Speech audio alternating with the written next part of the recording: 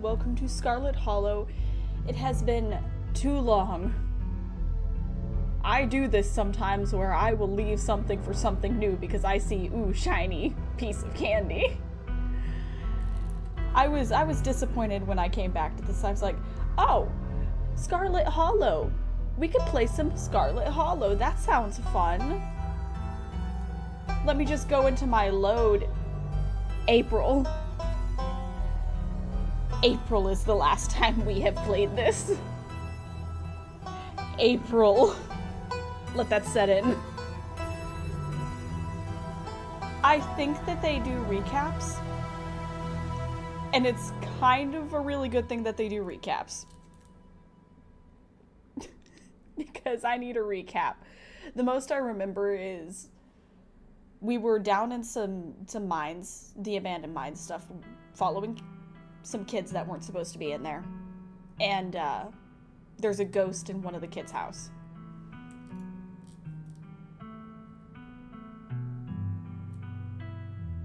Yes, give me a full recap. The long-lost cousin, the bad news, the 26 hours of bus rides with countless late-night stops in CDD depots that would have felt unsafe even in the middle of the day. You wouldn't normally find yourself traveling like this, but your cousin bought the tickets. Let's also hope our readers are reading. Hopefully we're reading well. The funeral of the Pearland Scarlet, your cousin's mother, and your aunt seemed like something you shouldn't ignore, even considering your own late mother's rocky relationship with this side of the family. Welcome to our family's humble estate. Unfortunately, due to the current state of the house, only a few rooms will be safely accessible during your stay. I wouldn't go wandering anywhere else if you value your limbs. The floors have been known to give out. A single deer remains behind, staring down the beam of Stella's flashlight, while Gretchen whines and pulls at her harness. Oh, that's right, this guy died. Come on, you, whatever your name is. Grab the flashlight and help me line up the good shot. As the creature in the tree lines grow louder and more numerous, Gretchen's violent straining against her harness. You dive forward and scoop Gretchen into your arms just before she manages to wriggle out of her harness. Her eyes fixate on the dark tree line over Duke's shoulder. God, I wonder if he could have shot her if I didn't grab her. That would be terrible. And it ends up shooting himself. And the cops are on our ass about that. Stella, keep an eye out for us. Make sure she doesn't get into any more trouble. My grandmother called them ditchlings, and they are a terrible omen, a sign of great suffering and destruction to come. From the relative safety of your cousin's uncomfortable guest bed, the events of the past evening seem like something that happened to someone else, though you can still clearly picture the terror you felt in those moments. For now, you're safe and warm. But listen, you'd better stay out of trouble today. I want you home by sunset. I don't want to hear complaints. Just do what I ask, and we won't have any more problems. Tabitha takes a few steps towards the door. Sunset. Aye, aye. Wow, that's some heavy stuff. No wonder Stella seems distant. I'm gonna keep my ears open for you. The diner is where everyone comes to gossip, so I hear a lot about what goes on around here. I'll let you know if anyone mentions those monsters or anything else strange or unusual. Have either of you seen Rosalina around town? I don't want to be a helicopter dad, but she hasn't been answering my texts, and I wanted to make sure she isn't getting into trouble out there. She's getting into trouble. Hi, Dr. Kelly. We were wondering if it would be okay if Reese could come hang out? Nothing strenuous, we promise. Whatever you two have planned is probably beyond what he can manage right now anyways. Stay home. Wait for the week to end. Don't keep putting yourself in the path of danger. This is all I ask.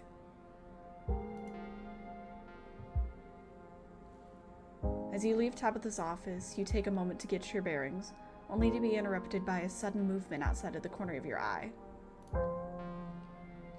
A girl carrying a bundle of snack pops through a hole in the fence and disappears over the crest of the hill. She didn't. She did. I guess the old Maxwell place doesn't cut it as a secret hangout spot these days. But the Shaw Mines? That place was shut down like 100 years ago. After a collapse that killed over 100 people? You pull out your phone and dial your cousin. What is it? You know that I'm in a meeting. A kid just snuck into the Shaw Mine. I figured you should know. What, are you serious? Why do these things keep happening to me? I'm sorry, Tabitha. I really am. Ugh. Whatever. I'll head over there as soon as I can. Just stay where you are and wait for me, all right? God, I don't even know why I'm trying to reason with you. It's not like you'll listen.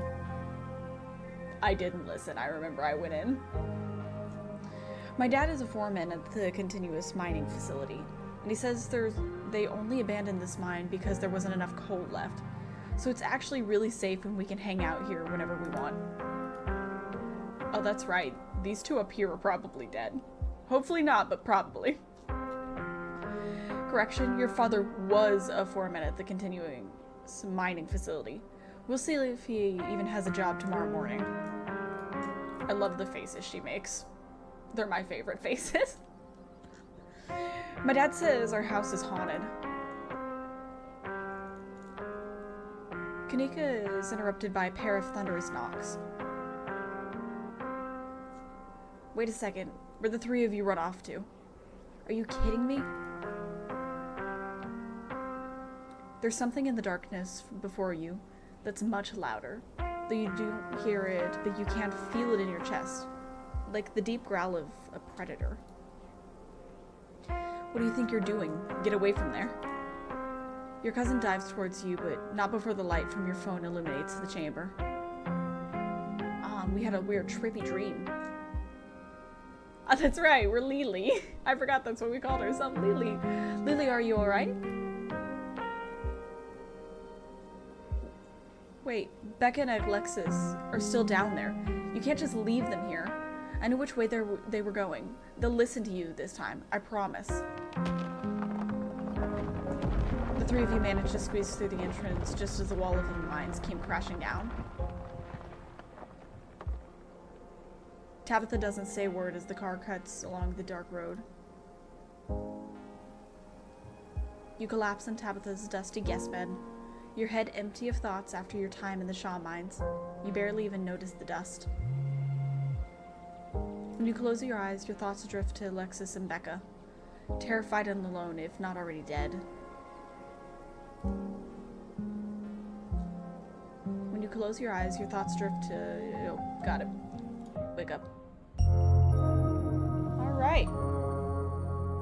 Good recap, good recap. Glad they do recaps for us. Sunshine filters in through the dusty windows of the estate as the dull aches of last night's activities throb in and out of focus.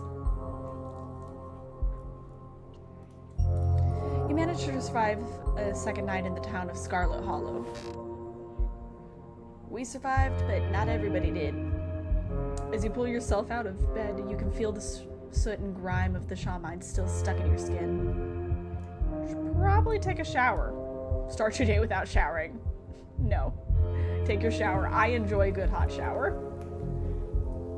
Even if there's holes in the shower curtains. You step into the guest bathroom and into the shower. The water is hot and surprisingly enough clean. Nice. As steam fills your lungs and soot washes down the drain, you... Oh, that's right. Options. So many options. So many options. Good evening / afternoon to you as well, Welshnick. about those two girls still buried in the horrible mine. Think about Duke and imagine him lying there, slumped against a tree, with half his head blown off. I don't think I want to think about Duke again. Scrub feverishly trying to scrape the memories from your skin, as if they're a part of the dirt that coats you. Sybil's warning. Think about Wayne and wonder how many times he's watched you unseen. Hopefully one of those times is not now, because I am in the nude. Think about someone special. I have someone special in my life. Think about finally being out of this hellhole and safe in your own home. I want to... This one just happened, so I want to think about the girls. You think about the two girls still buried in the horrible mine. You're done here. You turn off the faucet and dry yourself.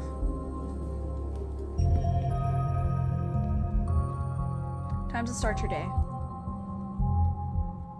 Yeah. Let's check our There's a second one! Oh! I can't remember if our little possum over here had a name, but oh.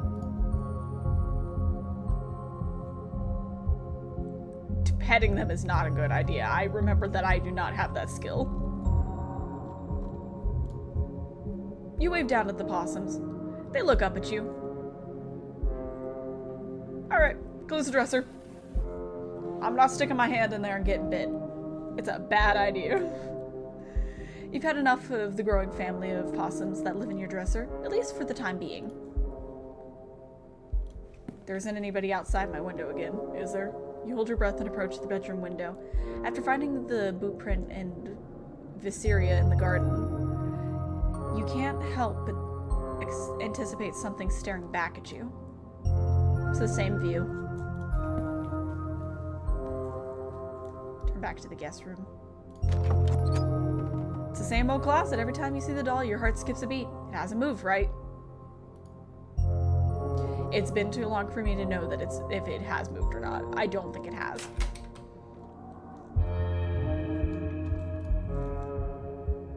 Message your group chat with Stella and Kanika.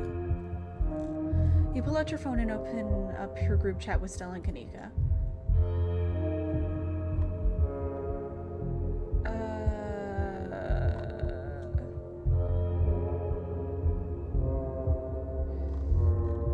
What should I do that won't upset everybody?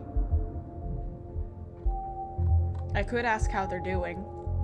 Or I could send a photo of an old pained man. I think I'm gonna send a photo of a pained old man. It'll probably be a bit before you get a response. I'm gonna text Stella. Because I am still trying to romance Stella if I can.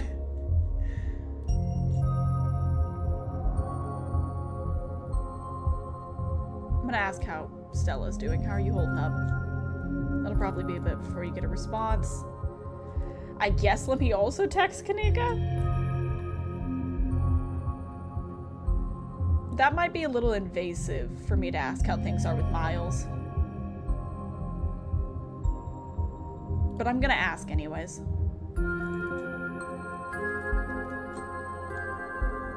Alright. Let's go downstairs and maybe see Tabitha.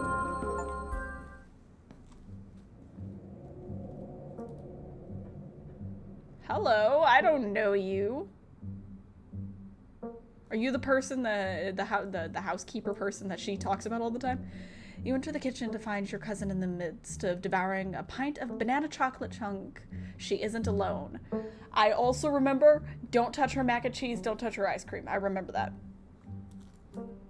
And that cat doesn't want to be pet by us either.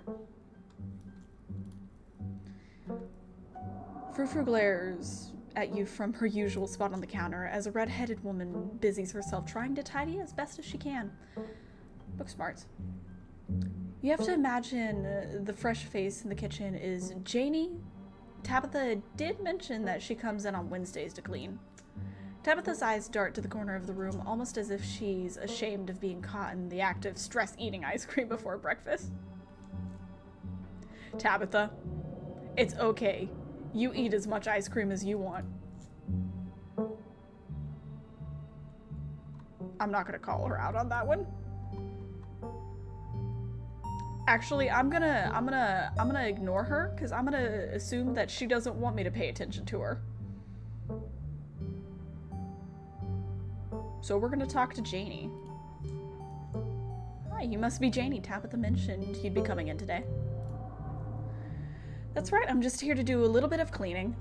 What cleaning Miss Tabitha will let me do, at least. I could have this place looking brand new, you know. Don't go making any big renovations or moving anything around. I like knowing where my stuff is. Okie dokie. It's so nice to finally meet you, Lily. I mean, I guess I did meet you on Monday when you popped into the diner. You were in the diner?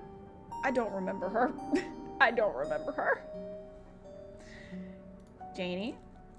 But seeing someone somewhere and meeting them face to face are two completely different things, I suppose.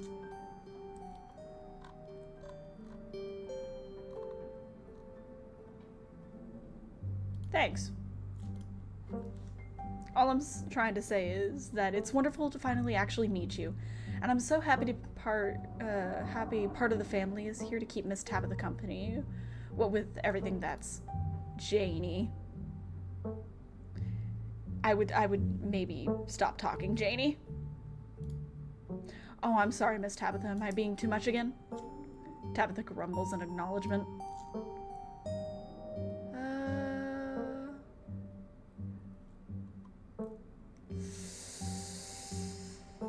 Alright, I'm gonna engage with Tabitha.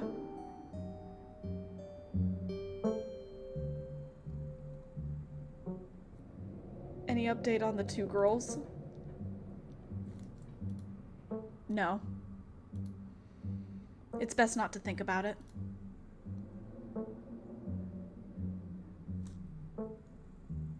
I'm not gonna be able to say that word. They're Schrodinger teenagers. Sitting here thinking about how horrible it might be when we open the box isn't going to change what we find. It's just going to make us miserable. My men have been working around the clock trying to dig them up. They'll probably be days before they make any real progress. Look, you did the right thing last night. Tabitha takes one last spoonful of ice cream, then discards the empty container, turning to you with her trademark scowl. Let's get going. I've got an errand to run in town, and every time I've left you here alone, something terrible's wound up happening, so you're coming with me. Ooh, road trip with Tabitha. I want Tabitha to like me so bad. I want her to like me. But I think that I can't have Tabitha like me and Stella like me. I don't think I can have both of those.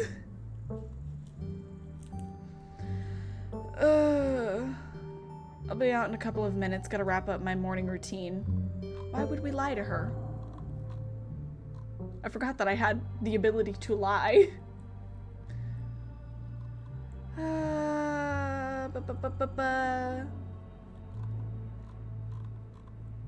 Would it be better to remain silent? No, I'm gonna just go willingly. All right, let's go. I'm actually looking forward to spending some time together outside of life and death situation. Oh, Janie, lock up when you leave, please, and don't go rearranging anything. I'll know. She'll know, Janie. Janie's so cute. I love her. I love overalls. Overalls are my favorite. As you're ready to leave, Janie approaches from the far side of the kitchen. Tabitha remains between the two of you, impatiently tapping her foot. Oh, Lily, before you go, I heard about what happened last night. I mean, I heard about it before Miss Tabitha mentioned it just now, and then I heard it again. I just wanted to say that I'm so sorry you got caught up in that. I'll be praying for those poor kids. I can't imagine how scared they must be. Maybe there's another way out of there, hopefully. You should get out of town. I'd love to chat, but I'd hate to interrupt your work. I'm in town for another few days, though, if you've got time. That one seems pretty good.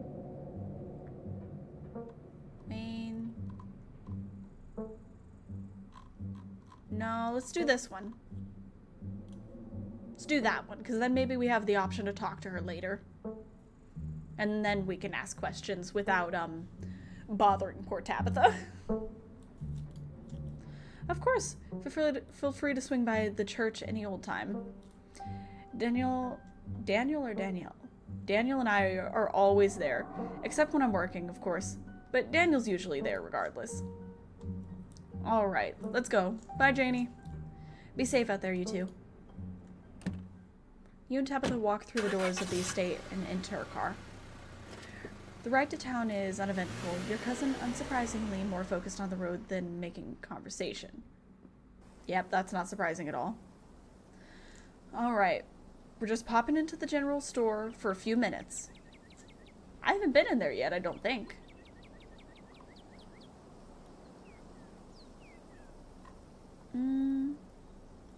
What are we doing in the general store? What are we getting? Picking up tea for Sybil. From Sybil. Ah, teas. I gotcha. Picking up tea. Tea.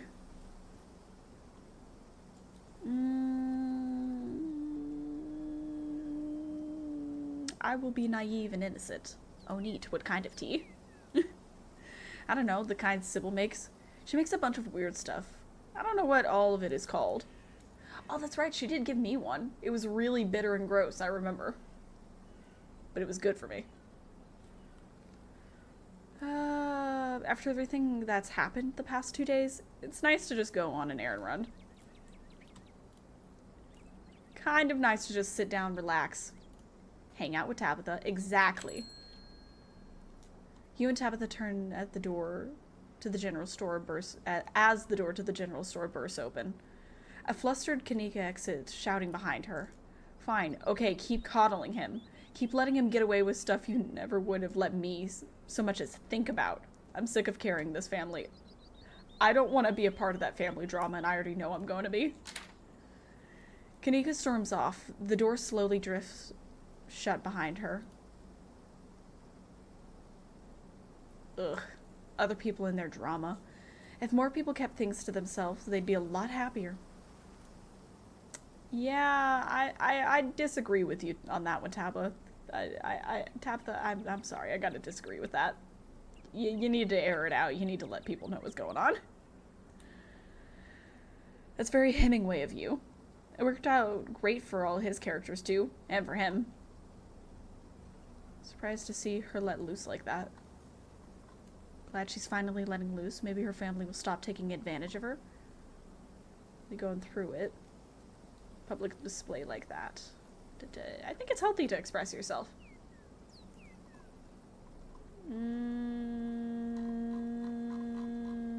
I kind of liked the first one. Plus, I think Tabitha would like the first one.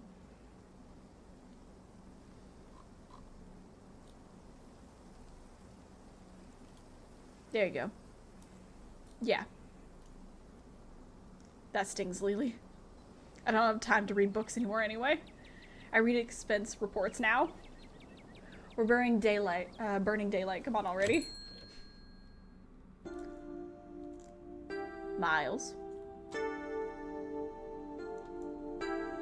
The bells of the general store chimes as you cross the threshold. The smell of old wood and steamy herbal tea floods your senses, making you feel instantly at home. Good morning, you two. Hope you're doing well after last night's activities. Morning. Is the new blend ready? Of course. Lily, if you'd like to keep Miles company, Tabitha and I will just be a minute. I'm not gonna accuse her of that.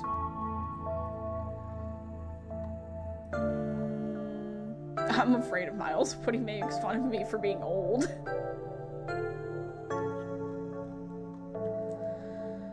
Is Kanika okay? Of course, she just needs time to cool down. Emotions are a little high considering everything that's happened yesterday.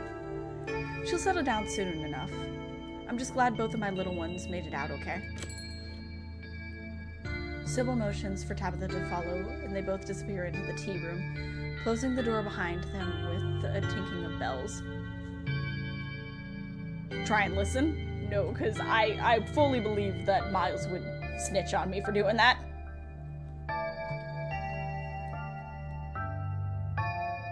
I'll try to talk to him. So, Miles, before you can finish your thoughts, you're halted by the tinkling of bells, announcing another person. More overalls. Oh, excuse me? Wait, you're Lily, aren't you? My name is Beau.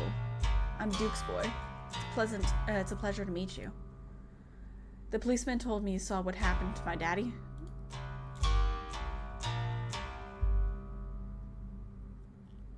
Sorry for your loss. If I remember right, I don't think they actually told the family, did they?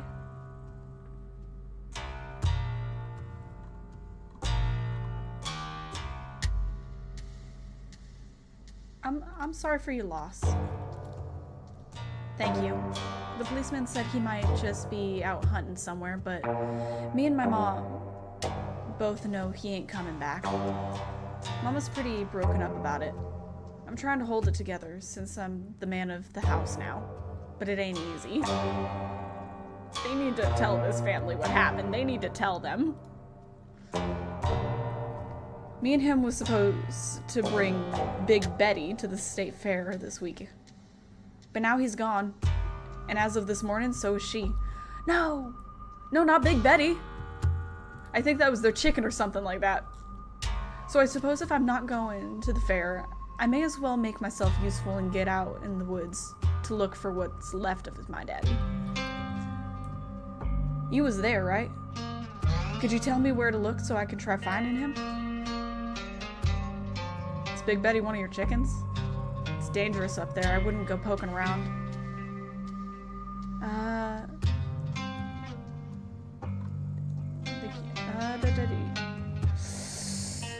I don't know if I want to tell him exactly what happened.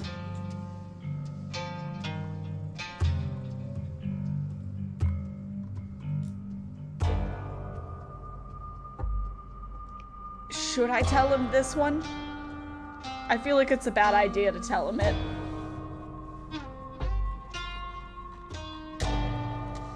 I really don't think it's a good idea to tell him. I'm gonna ask about Big Betty first. Is Big Betty one of your chickens? Nah, she ain't a chicken. Big Betty is our prize pumpkin. Oh, I thought it was a chicken. She was a big lady too. I'd expect she was at least 2,000 pounds. Not too easy to move something like that. Could be she rolled off a hill, but I can't be looking for her just yet, what with everything else going on. It's pretty dangerous up there. I wouldn't go poking around. I ain't a stranger to what these hills have to offer. Daddy always said I wouldn't have nothing to fear so long as I learned how to use my fists, so he taught me how to do all that. Those woods might still get scary sometimes, but I reckon there's no better way to show my daddy I've learned those lessons than to go out there and find him.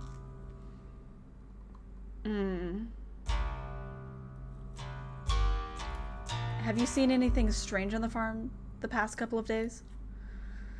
Not really, no. But I've been awful busy with everything that's still been happening. Them chickens keep disappearing, though.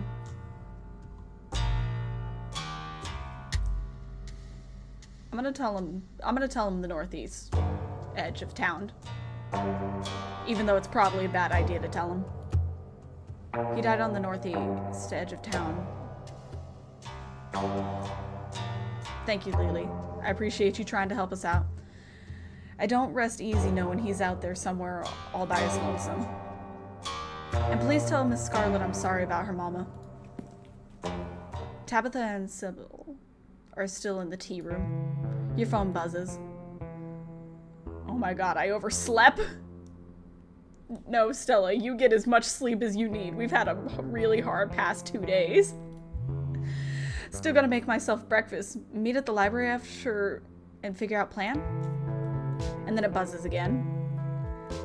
Hey again, lol, if you want to come out for breakfast, would honestly love to hang out. And then it buzzes yet again. Somebody was busy this morning. Oh, hey again. If you want to hang out before the library thing, I'm parked in the abandoned lot by the gas station. It's hard to miss. You have plenty of time before dinner at Reese's house. Ooh. I'm gonna upset some people. So I could either wait for Tabitha, because she was actually excited to hang out with us today. She thought it would be nice. Or I could go see Stella, who I'm trying to romance. Kanika is unfortunately put lower on this list already because those are my two main goals. And Avery and Oscar are also, they're beneath Kanika for me. Oh, no, I think I'm gonna wait for Tabitha. Your cousin will probably be back any second. It's best to just stay put. You and Miles share an uncomfortably long moment of silence as Bo continues to shop.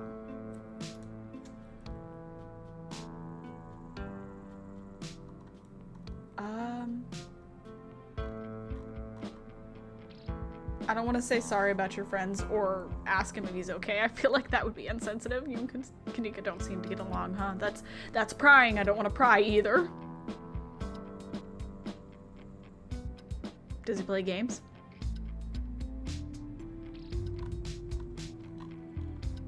How are your dailies going? Miles doesn't dignify your question with an answer. You doing okay, buddy? Miles glances up at you, eyes narrowed.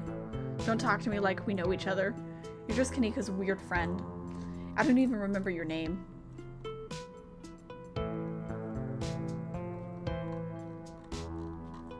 It's Lily.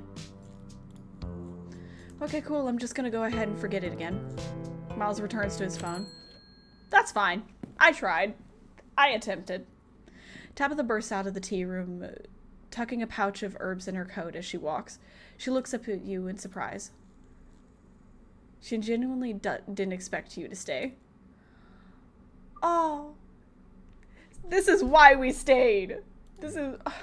Wow, you actually stayed? I kind of expected you to go running off the instant I left you alone. I'm so happy we stayed. Miss out on cousin bonding time? Hell nah.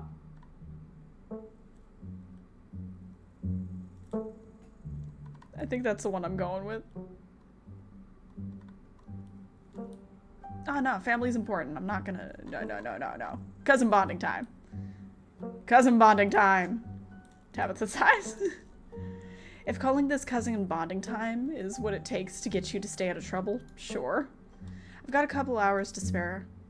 I'll pick us up some sodas and we can get out of here. I don't like lingering where just anyone could walk up and start talking to me. You know, that's fair. That's a mood, Tabitha. I resonate with Tabitha. Tabitha leaves the store, motioning for you to follow. I'm sorry, Stella. I'm sorry, Kanika. Tabitha. Tabitha stops in front of the small house on a quiet hill just off of Main Street.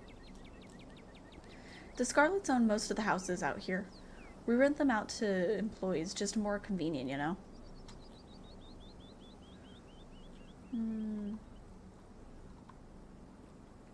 Cool. Leave it simple. Yeah, it is cool. It's nice to have a place where nobody can bother me. Wait, nobody's in your... Oh, wait, no, technically Janie's in the house right now. Because I was going to say, nobody's in her house. Why would she be bothered at her house? Now, come on, let's make ourselves scarce before we're spotted. Your cousin pulls out a heavy set of keys from her pocket. She picks out one marked with a bright stripe of green tape and an unlock to the door. Come on in. Don't worry, it's empty. You follow your cousin into the model home. We haven't rented this one out for years. I come here to get away from it all. Does that make sense? It's kind of like a vacation home, but I don't have to travel. Anyway, make yourself comfortable and have a soda. At this point, she's gonna let me have one of her ice creams. Or boxes of mac and cheese. Tabitha hands you a cream soda before settling into the couch. Talk about why would I talk about Tabitha to Tabitha?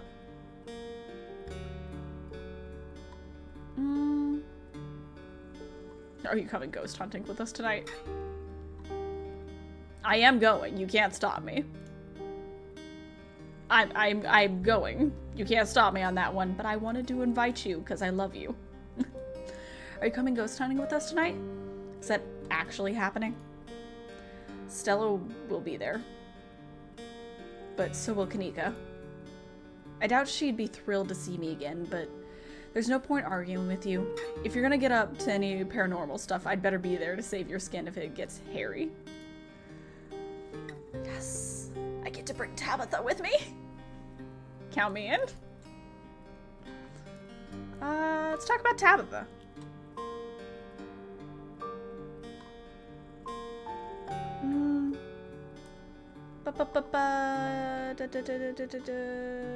She already told us why she comes here. Do you ever get to travel?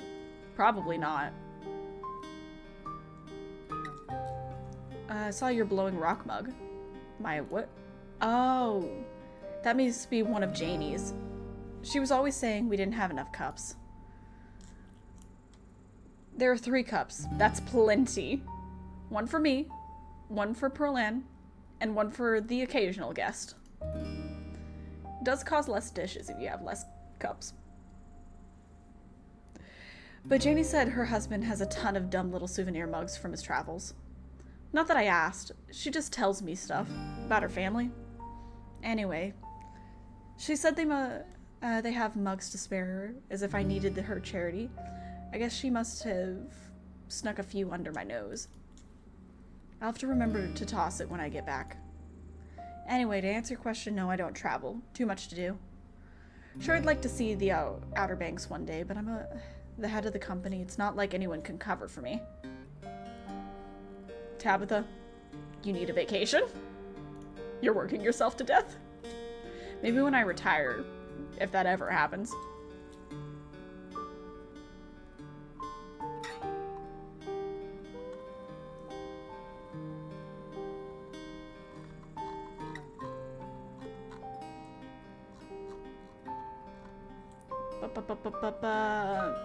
Maybe when this week is over, we can go to the beach together.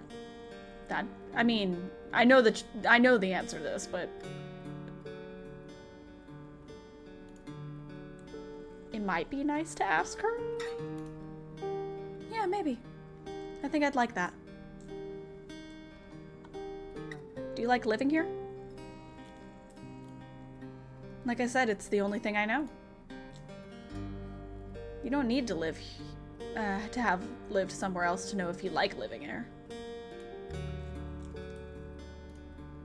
I respectfully disagree. Everything in life requires context to properly understand, and I don't have context here. Alright, I'll let it go. Do you like running the mines? Or is it you have to run the mines because it's a family business? Of course not, but that doesn't really matter. I've had years of Perlin drilling that into my head. I can't trust anyone else to do my job, and if I don't do it, the entire town falls to ruins. It's my burden to bear. Though I'd be lying if I said I haven't thought about running off. What would you want to do if you weren't here?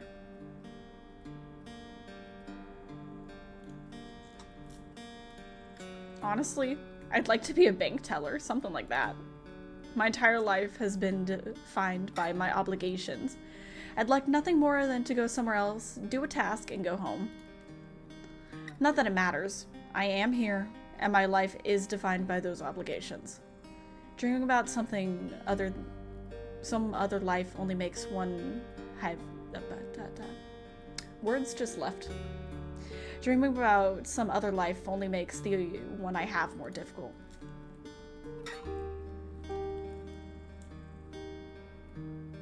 I don't think I want to pry anymore. Just because you have options to explore does not mean you should always explore them.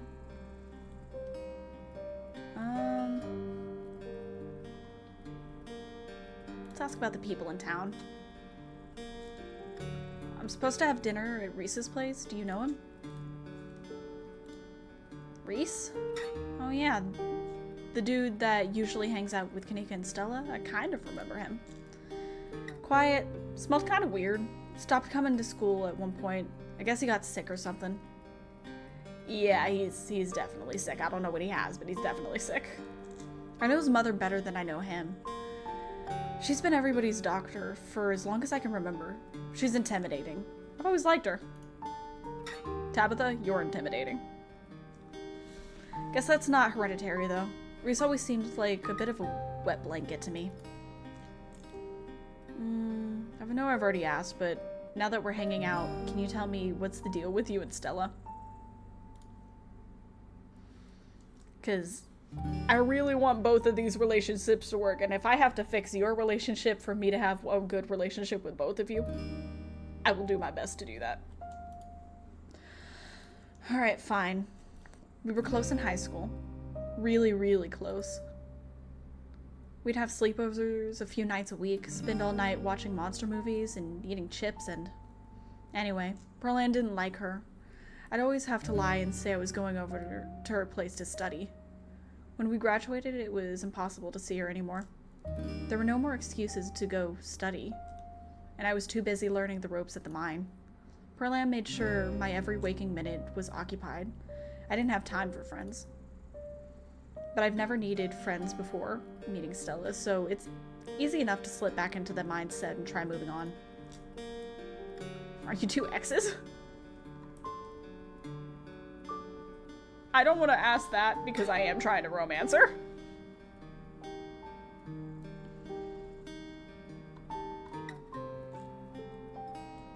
Oh, but could I say this one? Because I am into her. I'm very much into her. Is that cool? Is that okay? Tabitha, is that okay? I will back off if I need to. Why should I care? You two can do whatever you want. Tabitha takes a long swig of her beverage.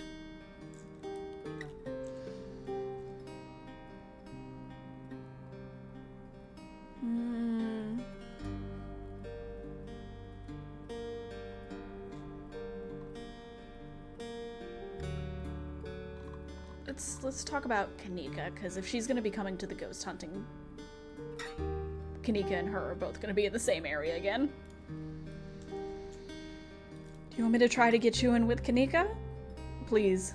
If she's anything like me, that would only make her hate me more. I have dignity, Lily.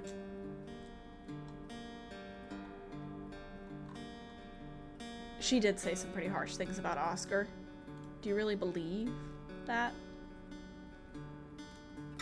I do. Some people shouldn't have kids. Sure, why not? What do you think of Avery? Who? Avery works at the diner? Wears plant shirts? I have no idea who you're talking about.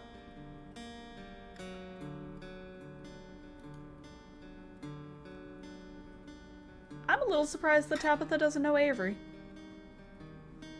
Are you sure you don't want to talk about Wayne? Yeah, sorry. It's a sore spot for me. Like I said, I don't know who's following you around, but it can't be him. Pearland sent him packing. He's gone. The man is stalking me. At some point this week, you're gonna have to stop brushing off everything that's happened around town. Nope, we're trying to get in good with her. Okay, boundaries. Respected. I'm leaving it. Thanks. But I'll get that knowledge somehow. Even if it's not through you. Do you know Sybil well? Everyone in town knows her. But I don't know if anyone actually knows her well. Not even her own kids. Why did you hire Janie? Because you clearly don't like people. Pearland hired Janie. She was my babysitter before she started cleaning the estate. The police are really on my ass. I wouldn't really worry about them. Our family is the law around these parts. So you should do your best to stay on my good side. Got it. I am doing my best. She's the law. Okay, so we talked about people, we talked about Tabitha, and I'm not exploring all those. I don't want to upset her. What is there? What's Pearl Ann like? Okay, I guess you should know at least some things about the woman whose funeral you'll be attending. She was my mother. She was your mom's twin sister, fraternal. They didn't look alike. Same with their personalities. Night and day, from what I've heard. Pearl Ann was a hard ass, but that comes with the territory. I mean, what else do you want to know?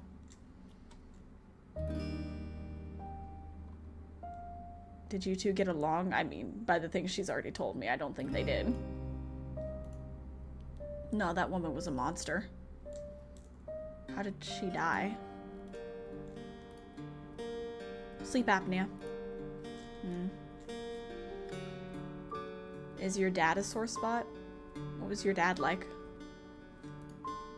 Don't know, he just up and left one day. Didn't want anything to do with us anymore, I guess.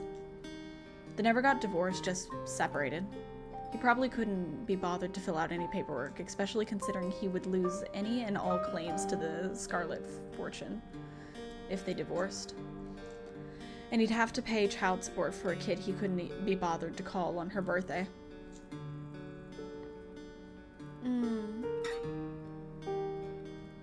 I'm sorry, that must have been really hard for you. I don't really think about it. If he didn't want anything to do with me, his loss? That's the way you should think about it. You're fantastic, Tabitha. His loss. Can you tell me about any other family members? Wow, did Vivian really tell you nothing about us? Or her upbringing? Fine, I'll give you the brief history, since she never bothered. Pearl Ann and Vivian were raised by their grandmother because our grandmother died in childbirth. Our great-grandmother, Grandma Eddie, ran the mine before Pearl Ann, and then Pearl Ann took over. And now here I am, following in their footsteps. What was Grandma Eddie like? Do you know her? Tabitha is quiet for a moment, her eyes distant. Kind of scary. Her voice is quiet. She takes another sip of her cream soda.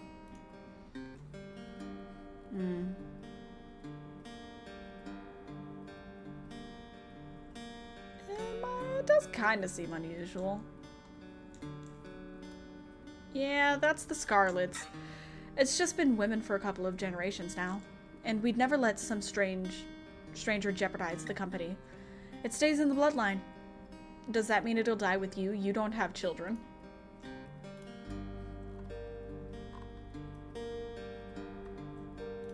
What about my relationship? I can't believe we actually... What kind of things did Pearl Ann tell you about me and my mom? Yeah, I want to know that, because I'm assuming it was nothing good. It doesn't matter what she told anyone about you. She's dead, and in a few days, we're going to bury her in the ground.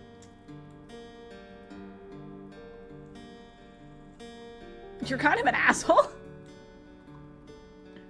You're a better person than you let on.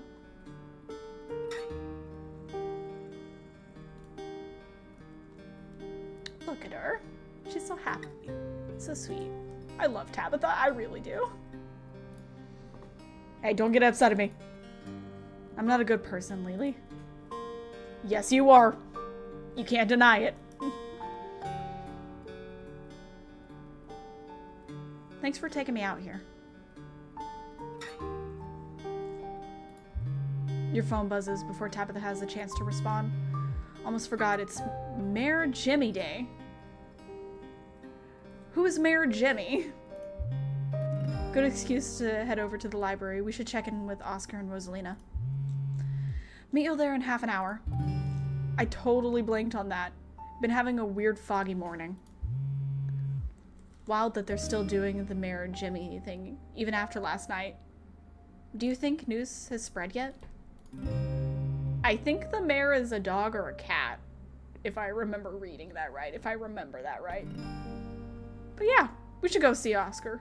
See you soon. Somebody's popular today.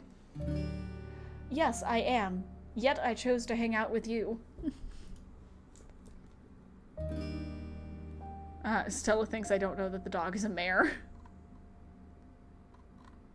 That the mare is a dog. I don't know why I switched those two around.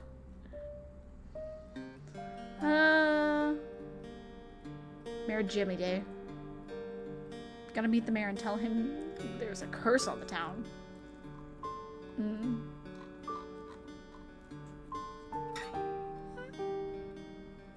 We'll do that one. Stella thinks I don't know that the mayor is a dog. Wait, that's actually really funny.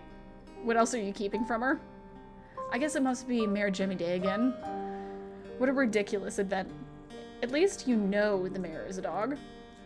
Tabitha takes another sip of her soda, smirking. Everyone knows it's our family that holds the power in this town. Still, sounds like it could be fun. Even I could admit it's funny watching everyone fawning over a little guy in his mare getup. Is he dressed up in a mare outfit? Oh, I'm sorry, Tabitha. I need to go right now. I need to see this dog. I need to see what kind of dog this dog is. You count me in. We can finish our sodas and head over. Oh, I'm glad that I didn't ask about work then, because she gets to come with me more. Oh, I can fix her. I got the achievement, I can fix her. How do I look? Beautiful as always. You're fantastic. I love you. It's been a while since I've been out in public like this. I don't know how tall you are, but you can attempt to hide behind me. I will allow this if you need that. Kind of nervous.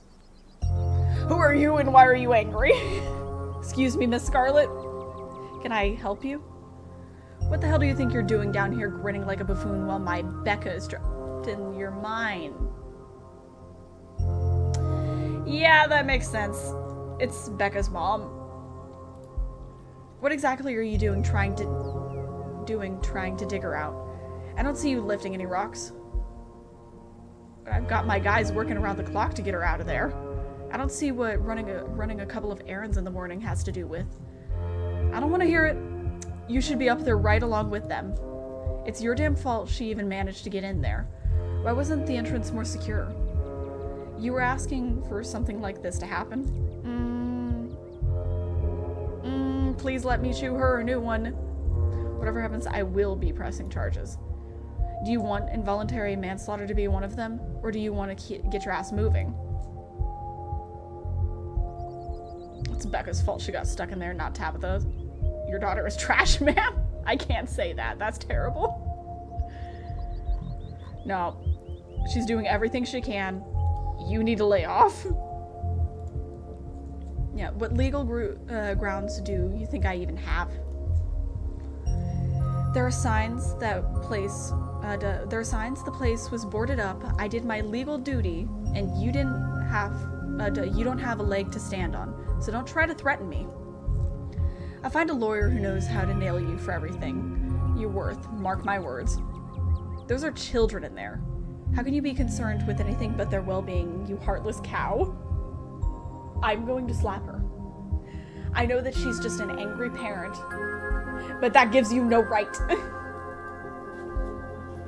If anything at all happens to my baby in there, you'd better be scared as hell for what's gonna happen to you and your precious family business. The Scarlets have sat up in their big comfy castle for too long. It's time somebody took you people down for the reckless way you run the place. The woman storms off just as quickly as she stormed in. God damn it, she's right. I can't just hang out around town the day after something like that. It doesn't look right. I should be up there, even if it's just to oversee what's going on. If I'm supposed to run this place, I've got to get my head in the game. I can't slip up like this again. Tabitha sighs, straightening up. Her scowl returns. Stay out of trouble. I'll see you at the library tonight. I'm actually really upset about that. I was happy hanging out with her. Your cousin turns and heads back to her car, leaving you alone on Main Street. I guess I'll go see the dog by myself. You enter the library alone. It's busier than usual, and a small crowd has formed in the corner of the main foyer. Ah, oh, that's right. I forgot about you already, Gretchen. You have a ghost pin. Oh, it's cute. I have expected you to finally skip town. Yes, the whole gang's here. I've been waiting to introduce Lily to the mayor for, like, the entire time I've known her. It'll be worth it, trust us. All right, shall we? Oh. Yep, he's a dog.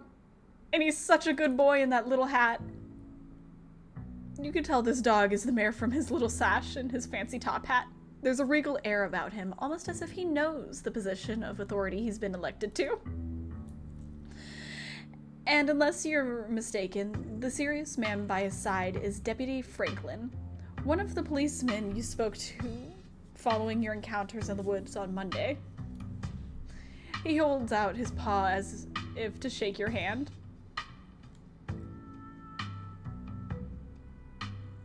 It's lovely to meet you, Mayor. You reach forward to take the mayor's little paw in your hand, but his burly security detail stops you. I just wanted to shake his hand. No paw shaking. Only head pats and ear scratches allowed. Isn't he just the cutest? He's adorable. I love this dog already. It's the best part of living in Scarlet Hollow, besides the nature. And all my friends and Winnie Biscuits. Oh, and the close-knit small-town community, of course. But having a dog mare is a close fifth, no contest. Gretchen squirms in Stella's arms, straining to get it at Mare Jimmy. Hey, whoa, Gretchen, calm down, old girl. You're gonna pull a muscle. I forgot she has no teeth. I love this dog, too. I love both of these dogs. Miss Richmond, I'm gonna have to ask you and your dog to step away from the mayor. I should have known better. These two have never been able to get along. Aw, Stella walks off, struggling to hold Gretchen back. Kanika is quick to follow. Bye, Mayor. Sorry I couldn't shake your hand. It looks like everyone else is already talking to Oscar in the next room. Hello, who are you? Before you catch up to your companions, you're intercepted by a nervous man with a cross around his neck. I can't remember his name, but are you Janie's husband? Or brother, or I don't know if she said husband. Whoever he is, you can feel his desperation to make a good first impression. A self-sustained and self-fulfilling prophecy. Strange man. Sounds like old Gretchen and the mayor may have some unresolved issues. Wouldn't you say? I'm Pastor Daniel. I take it you're Lily? Everyone's been buzzing about you. I'm so sorry about your aunt, but I'm sure she's in a better place now. I doubt Pearl Ann's in a better place. It sounds like she was awful. Yeah, by the sounds of it, I don't know if she would have been.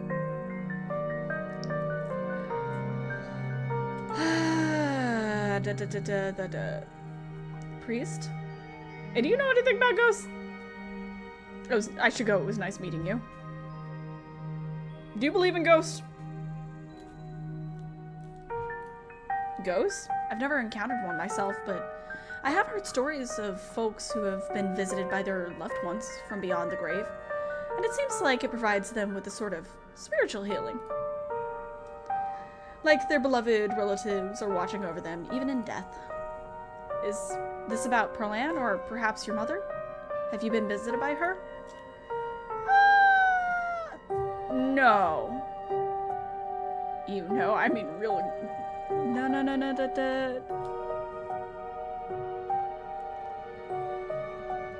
We'll talk about Oscar's place. I think Oscar's place is haunted.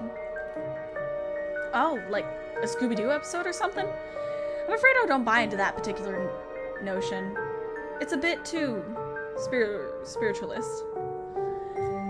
Now, if it were a vision of one of his parents trying to contact him from heaven, I could understand that.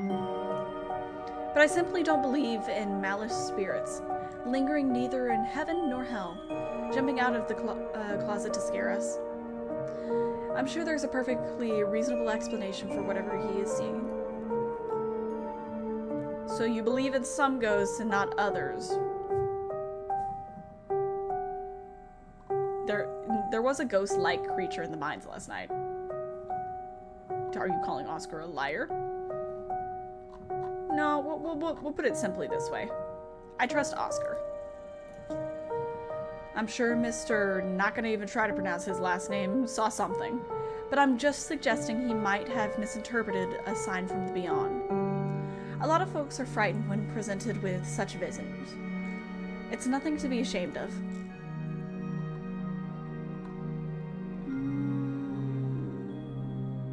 I'm gonna leave now. Back off, preacher man. I am buying what you're selling. It's nice meeting you, though. Of course, and if you find yourself in need of counseling or spiritual guidance, you know where to find me. I will be visiting, but it's not to visit you, it's to visit Janie later.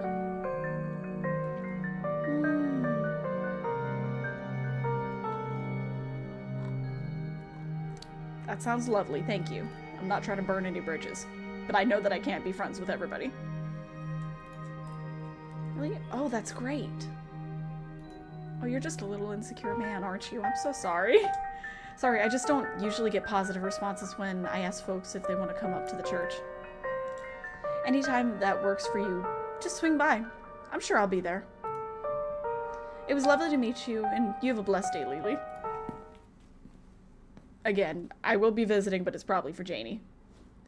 The pastor leaves you be and joins the line to see the mayor. Nothing to do now but catch up with your companions.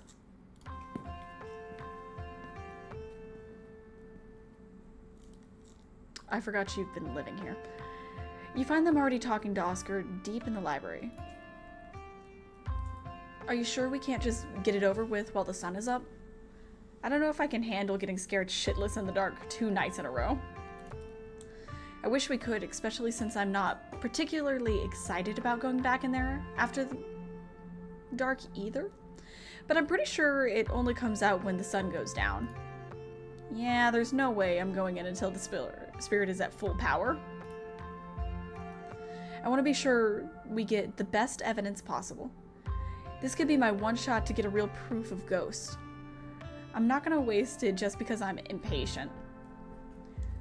Y'all are going to be the death of me. And you're sure there's nothing we can do for Rosalina right now? I don't think so. She's been locked up in the back room all day. Hasn't been very interested in talking to anyone. I think the best we can do is stick to the plan. Ghost bust the house clean. And give her a real bed to sleep in tonight. I just hope it's possible to get rid of this thing. This is a pretty serious ghost infestation. Is that what you'd call something like this? I believe it's called a haunting, but ghost infestation also sounds good. I suppose we're the ghost hunters, so we can call it whatever we want. Anyways, I'll be bringing all the ghost hunting supplies anyone could ever need, so we should be set on preparations. The only thing you'll need to bring is an open mind. Should I tell them about Tabitha going? Because she's coming with. I'm starting to get cold feet about this ghost hunt. We have the power of friendship on our side.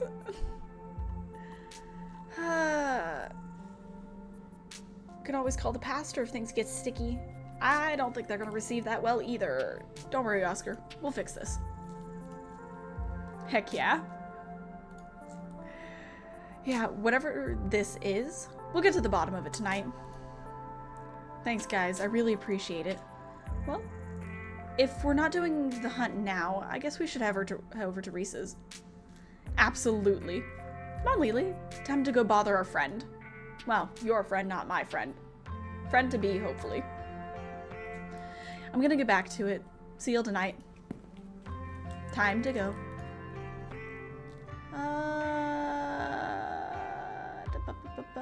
So I finally met Pastor Daniel. It was only a matter of time until he tried to pull you aside about grief counseling. When my dad died, I had to ban him from the general store for a week. He wouldn't stop leaving these little pamphlets at our checkout desk. I don't know where he finds so many.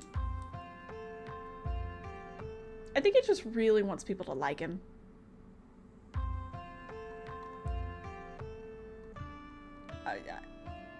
Yeah, I'm pretty sure that is what he wants.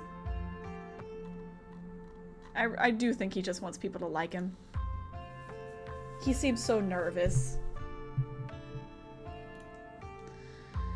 Oh, when you put it like that, his whole situation is kind of sad.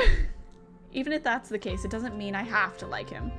Whatever his deal is, goes a step beyond trying too hard to get people to like him. The man was grinning through all of my dad's funeral. He's not normal. And I don't mean that in a stigmatism, mental illness kind of way. There's just this little siren that goes off every time I see him that tells me to get away from him. That's exactly how I described it too.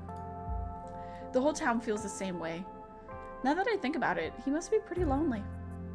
He can look for friends somewhere else. Oh yeah, no, I definitely need to let them know. Before I forget, I invited Tabitha to come ghost hunting with us. I hope that's okay. I know that you'll be okay with it. I really hope that you're okay with it, Kanika.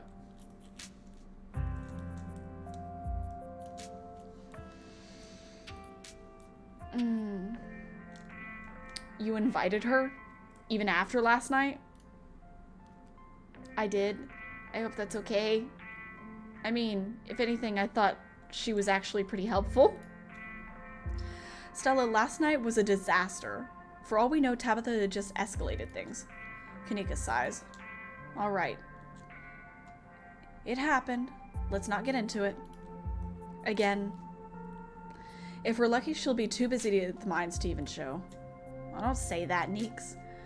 If we're lucky, she will show, and the two of you will finally get along. What about inviting Avery? Do you think Avery wants to be? Oh yeah, totally. I don't know why I haven't thought of that. I'm sure they'd get a hoot out of it. Yeah, I can't say I mind having a calmer presence with us tonight. We won't be much help to Oscar if we start jumping out of our shadows. Cool, I'll text them on the way over to Reese's. Nice. Alright, shall we head out? I believe so. The three of you leave the library for an early dinner at Reese's. You once again find yourself in front of the Kelly residence. A cold hesitation grips you as the building history looms over you from the hilltop. A refurbished Civil War home and tuberculosis clinic would be a strange and difficult place to live in during the best of times. You can only imagine the challenge of living there with several chronic illnesses. Though it's only early afternoon, it feels much later. The sun already sinks behind the tall mountains that surround Scarlet Hollow. We're a little early. What if Dr. Kelly yells at us? There's no such thing as early when you're hanging out with friends. That's just extra time you get to spend together. Okay, but what if she yells at us? Then we wait. Hello, are you Reese? It's too late. The door swings open. Hey! Reese! Oh my god, dude, it's been ages. You must be Lily, right? I've heard a lot about you. Stella's been relentless about making sure I got all the Lily updates. Gretchen starts yelping at Reese, straining against Stella's grip as she tries to get between them. Are they here already? I knew you'd show up early. And you brought the dog. Great. Yeah, I thought she might cheer Reese up. I don't know what's gotten into her all of a sudden. The dog stays outside. But Gretchen! No! It's okay, Stella. We can let her chill in my minivan. Or not minivan, just a regular van. My van for a little bit. I'll run the AC and leave her some treats. You know, I always have some of those easy chew dog jerky stashed away. But we go everywhere together. Do you want to come in or not? Kanika nervously tugged Stella away towards her van. Well, what about you, Lily? Are you coming in? Why doesn't Gretchen like Reese? I'll wait for Stella and Kanika. I don't know the two of you at all, really, so I'll wait for them. Fine. A quiet sets in as you wait for Stella and Kanika to come back from the van. Okay, we're back. Great, let's get this over with. Lovely house you have here. The house feels cold. Not only is there an odd chill in the air, but the building itself feels too sterile. Uncomfortably tidy to the point where you're nervous to touch anything. If it weren't for the aroma of store-bought dinner rolls baking in the oven and the unsettling artwork hanging on the walls, you'd be half convinced you were wandering into a real estate showing. So, how can I lend a hand? By sitting down at the table and not putting around in my kitchen. Words just aren't going to work anymore. They're just done. I've read for too long, they're gone. I made sure everything was done well in advance, so the only thing left are the dinner rolls, which shouldn't be long. Then we can have a quick dinner, and you can leave my house and go on about your business. But I was kind of hoping to see Reese's new art. We still have time right now. You aren't seriously considering subjecting your friends to your disaster of a room, are you? I'm sure it can't be worse than mine. It's not that bad. You can still see the floor. That's pretty good. Dr. Kelly raises a single questioning eyebrow. I don't mind a little mess. Yeah, I doubt it could be any worse than what I keep in my room. Yes, okay, fine. As long as you stay out of the kitchen, I don't care what you get up to. Cool, we'll just be downstairs. You won't even know we're here. You make your way towards the basement stairs. Oh, this isn't bad at all. That's barely a mess. That's barely a mess. There's just a few things. The basement is what you might have expected out of a tortured artist who spends all his time confined. I'm gonna restart this. The basement is what you might have expected out of a tortured artist who spends all of his time confined in his studio. Discarded canvases line its edges, while trash skew and sketches leak out from their piles in the corner of the room. Hiding the basement, the bare cement floor, ghoulish faces coat the wall in paint, sneering out at their creator. Your mom is so scary. She can be a little intense. Kind of overprotective, which I guess makes sense. Anyway, make yourselves comfortable. You'll have to forgive the mess. I've been distracted lately.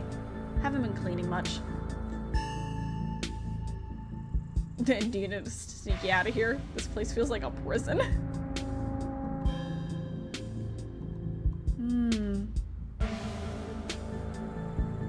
Has Stella told you about everything? Well, situation's gotta be rough.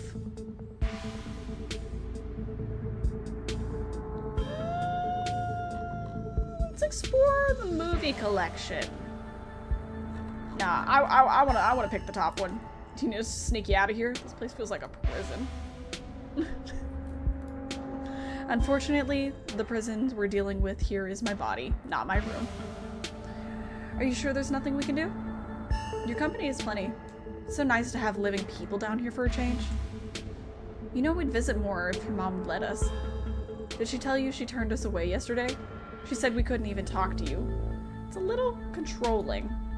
You came by yesterday? She didn't tell me. But I was probably asleep, that's all. She didn't want to wake me up. I don't think that's her being controlling or anything. Not to cast any doubt on that, but she did say I couldn't bring you any food. She knows that how I show my friends how much I appreciate them. And she knows I can work around all kinds of allergies and intolerances. Not gonna lie, it felt weird. I don't know, my body is pretty particular when it comes to food. She just prefers to have a full control over what I eat, so... okay. Maybe that does sound controlling. But it's for a good reason. If I eat the wrong thing, it could just mess me up. So she has to regulate my food. So has Stella told you about everything that's happened in the past couple of days? Like all of it? Oh, she's told me all about what you guys have found out there. I wish I could see some of it myself, but, you know. He gestures in futility towards the walls of the basement. Are you sure you can't just sneak out one of these nights? The doc isn't keeping me prisoned here. Stella, I'm sick, you know that. I'm sorry, man. I didn't mean to. There's nothing to apologize for. I appreciate the effort. Really, I do. There's just nothing you can really rescue me from. That die's already been cast.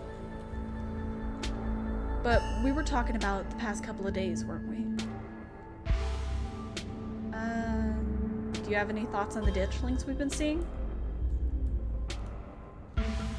Yeah, they've been coming up to my window at night. Wait, really? Is that why you texted me that they look like something out of your nightmares? Have you been seeing them for a while? That's not good. They're a bad omen. Yeah, I thought I was hallucinating. I hadn't put it together that we might have been seeing the same thing until just now. I've been sketching them, actually. Tell me what you think. He pulls out a sketchbook from one of the piles in his room. Okay, that's exactly what I saw on my way home last night. What does it mean that they've been lurking around here, though? I don't know, but I like the company. They're kind of beautiful in a sad way, if you ask me. Agree to disagree with you there. Those things are gonna be stuck in my nightmares until the day I die.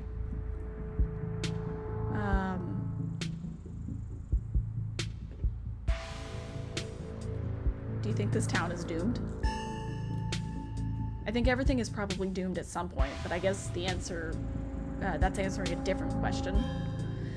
Do I think the town of Scarlet Hollow is on the brink of collapse? Probably not, but it's not like I have a lot of perspective on what it's like out there. There could be a riot on Main Street and if Stella or the doc didn't tell me, I just wouldn't know. I would totally tell you if there was a riot. Would Dr. Kelly tell you, though? I mean, yeah, I hope so, but the point I'm trying to make is that other people are my eyes out there. What do you think's going on with Wayne? Who? You know, the guy who's been following Lily around, being all ominous? Oh yeah, the slasher creep. I appreciate the classic Jason vibe he's going on. Here's hoping he doesn't live up to the look. For all our sakes. I don't think I should ask about my cousin. I'm just not gonna ask about my cousin. She didn't have much to say about him, so I'm not gonna ask. You decide to leave it after that. Your art. Tell me about your art. Everybody likes talking about their stuff, right? Real Goya Black period vibes. With a healthy dose of Bixinki? Slap these bad boys on a mug and make a buck or two. No, we have book smarts for a reason. I'll get my knowledge in here, my noodle in here, even if I don't know what I'm talking about. Thank you, I think. Yes, that's a good thing. Then thank you. I really appreciate it. To be honest, I don't know much about art history. It's not exactly a popular subject in tiny K-12 rural schools, so my art education was lacking. I'm working in the dark as far as influence. And you're doing great, man. You know, you could gain a real following if you ever posted these online. Just saying. Nah, I think I'm okay sticking to sparsely populated late-night live streams. That's all the social media I can handle. I don't know how you do it, having to exist in front of all those people all the time. Knowing some version of you lives in their head, knowing they expect something out of you that you might not be able to give. Okay, but if the only time you've ever put your art on display is a live stream during ghoul hours, when am I going to be able to see what you've been working on? Tell you what, when I die, I'll leave you my paintings. Then you can see all of them. And maybe they'll be worth millions since I'll be dead. I'd be able to rest easy knowing someone had retroactively given my life value. I don't think I should ask him what he's sick with.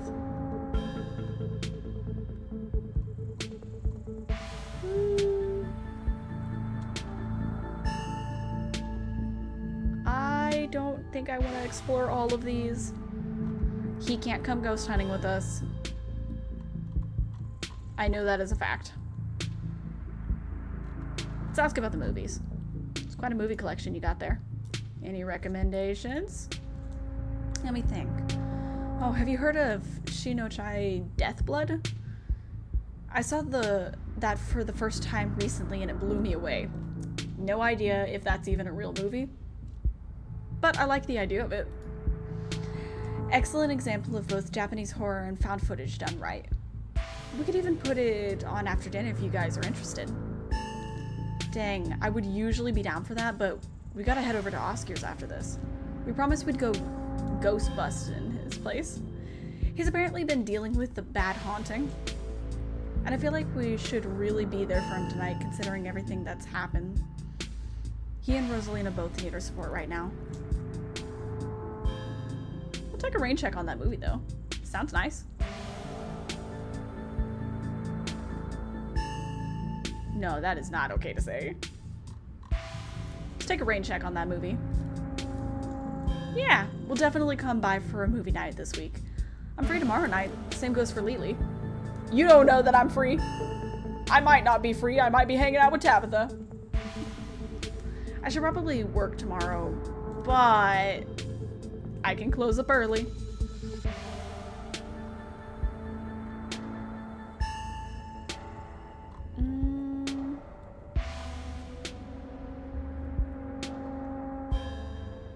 I'm gonna remain silent.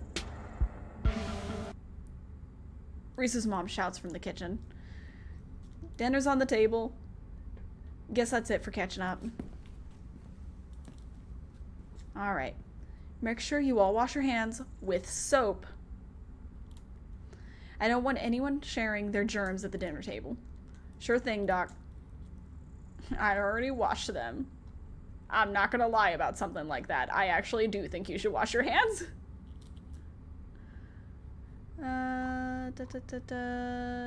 Yes, ma'am. You make your way towards the sink, but are stopped in your tracks by the pull of an odd door at the end of the hallway. It feels out of place, like you've accidentally wandered into a different, older house. But more than that, you feel something radiating out from behind it. Something dark and cold. Something that reminds you of the dusty tunnel you narrowly escaped last night. An oppressive hum just beyond your hearing fills the air, and you feel strange. I guess we're exploring. You're compelled to approach the door, drawn in as if hypnotized. Well, when you give me that many options, I guess, open the door. Before you know it, the doorknob is turning in your hand, your heart full of both deep dread and compulsive need to know what might be on the other side. What do you think you're doing? Did I get slapped? Well?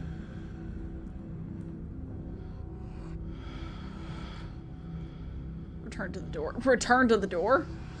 There's something compelling about this door. No, there isn't. Now wash your hands. Turn to the door. You won't let her interrupt you. You need to know what's behind the door. Oh, no, you don't. Come on. Wash your hands and sit down. Why do I need to open that door? Why is there such a strong need? She grabs you by the shoulders, yanking you away. You do as she says, cleaning up under her watchful eye, and allowing yourself to be unsheared back to the table and away from the door. Dinner is already laid out. Dinner rolls, spaghetti, and a light salad. Kanika anxiously picks at her food. Stella is nervously talkative, and Reese is suddenly quiet and tense. His shoulders tighten as his mother perches on the chair next to his. Dr. Kelly eyes all of you with a sharp, fierce gaze. She sits opposite you at the far head of the table, her features silhouetted against the light of the setting sun in the window behind her. Street smarts. Given her protectiveness towards Reese, you find it's odd that he's seated between the two of you, rather than the other way around. It's almost as though she's guarded, not only towards you and Stella and Kanika, but towards her son as well.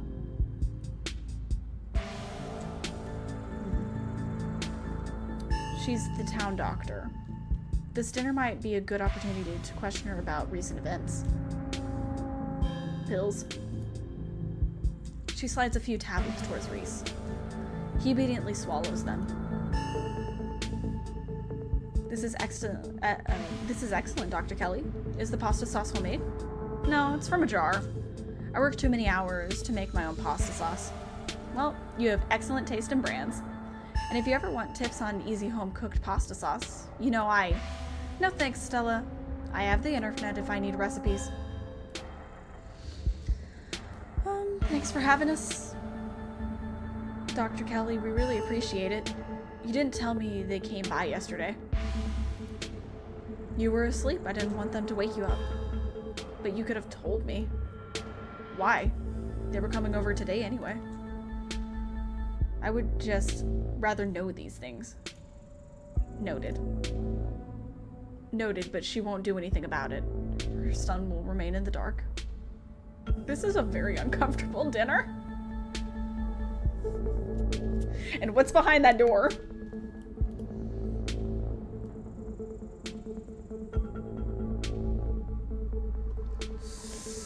Maybe I shouldn't have accused her of anything.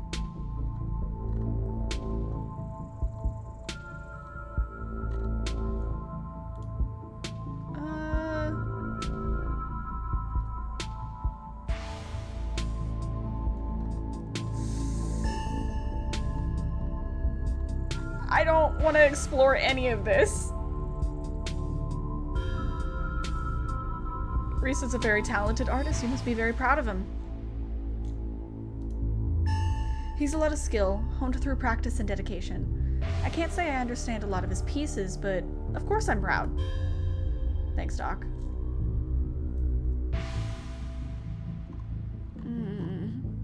This is very uncomfortable. Okay, let me return. What's in the small talk? Why would I lie about it being good? Is it not good?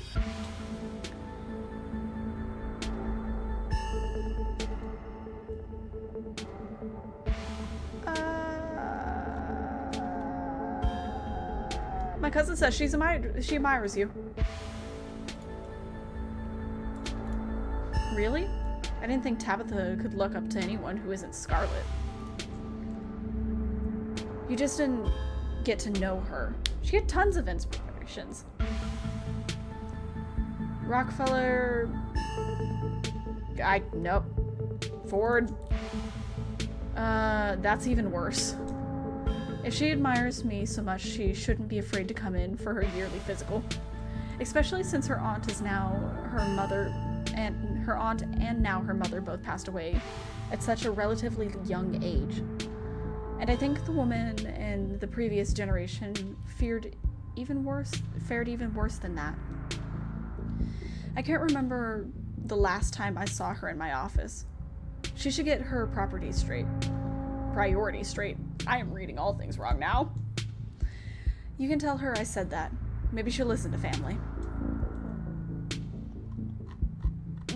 You're a doctor. Have you ever seen a dead body? I have. That's not something to brag about. What were Stella and Kanika like as kids? Noisy and messy, like all kids. And they always had those little projects.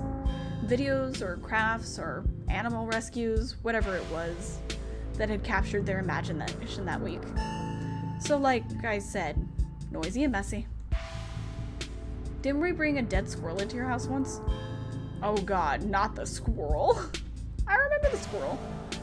Didn't you think the doc could Frankenstein it back to life or something? I was like 12.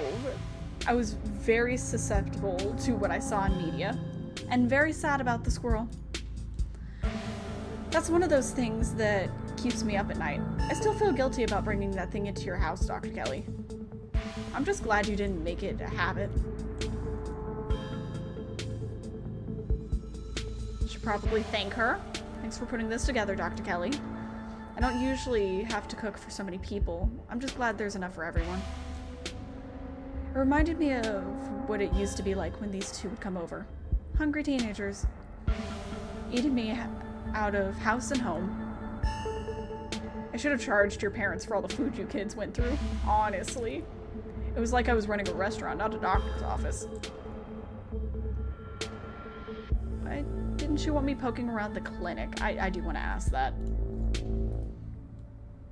You seemed awfully guarded about me checking out that door. Because it's closed. Doctors don't usually just let people wander around in their clinics. Of course, Dr. Kelly, we would never. I'm sure Lily is just joking, right, Lily? You know, I can't say I ever felt drawn to the place before, but the secrecy is starting to make it feel awfully compelling. Stella, don't you think of getting any ideas from Lily. No one is playing hide and seek in my private offices. Not today, not ever. Lily, she doesn't need any more bad influences. Yeah, but what if it's haunted? This place was built on an old Civil War hospital, right? It was a TB clinic, too. Double haunted? I can't believe I never wanted to ghost hunt here. Are you sure you don't want us to check it out? We'll have a whole bunch of extra experience after tonight. It's not haunted. Now drop it. You're a doctor. Have you ever seen a dead body? I have. I'm not gonna ask that one. The danger, sure. You're a doctor. Do you think those kids are okay? I do want to know that. It's possible. We'll see.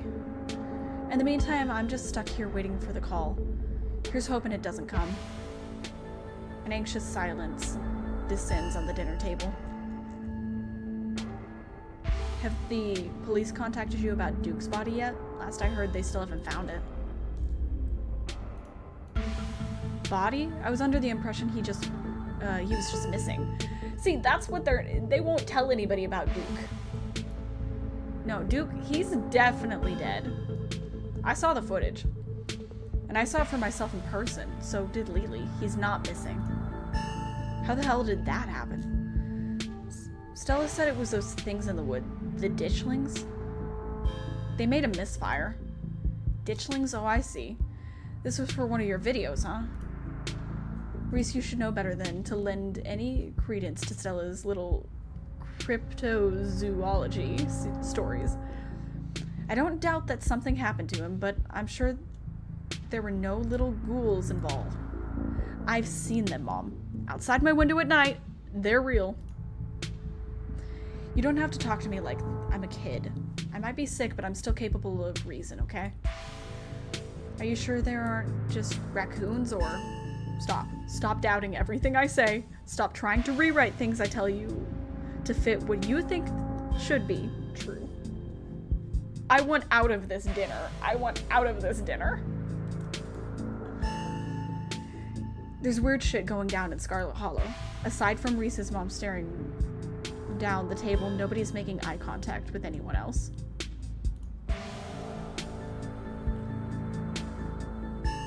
Has anyone come in suffering from hallucinations? Because I had hallucinations not too long ago. I'm not at liberty to discuss private medical information. Are you sure? Not even a little bit? It could help our investigation into the strange going-ons. It's not like you have to name the names. Investigation? Into what, the mind collapse? Your little ghouls? I think this is best left to professionals. Stella, not someone who runs around in the woods with a camcorder. Judging by the police response so far, Dr. Kelly, I don't think it is. We saw some stuff down in the mines last night that I struggled to explain. Maybe if we knew if there were any miners suffering from hallucinations, we could just rule it out as a gas leak, but you were in an abandoned mine. The chances that you were huffing something dangerous and hallucinatory are through the roof. Leave it at that and treat it as a tragic accident. Not like some kind of mystery to unravel.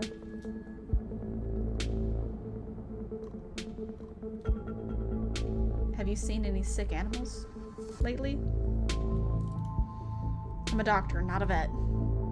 Didn't someone come in with a sick cow last week? Yes, but it's not like I examined the thing. I told them what I just told you and sent them on their way. You said it had lumps. Sure, it had lumps, but I assume it was suffering from some cow disease. It's not something I've done much research on. I don't know how normal it is for cows to be covered in lumps. Doesn't that sound like ditchlings? Are no farm animals safe from their devious clutches? Dr. Kelly, in Stella's footage, it looks like there was something pupating inside one of Duke's chickens. I bet those were the lumps on the cow. A pupating? You really should have taken a look. You could have made discoveries previously unknown to the scientific world. Or I could have spread some new horrible disease to my chronically ill son. I'll leave these discoveries to someone else. The more you talk, the less you feel like you're having a conversation. And the more you feel like you're treading on eggshells.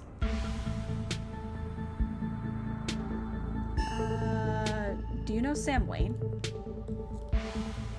Sam Wayne? Dr. Kelly takes a moment to think. No, it doesn't ring a bell. Someone you know? Someone who's been following Lily around. Super mysterious guy. We have a reason to believe he might have caught some kind of weird illness at the mines.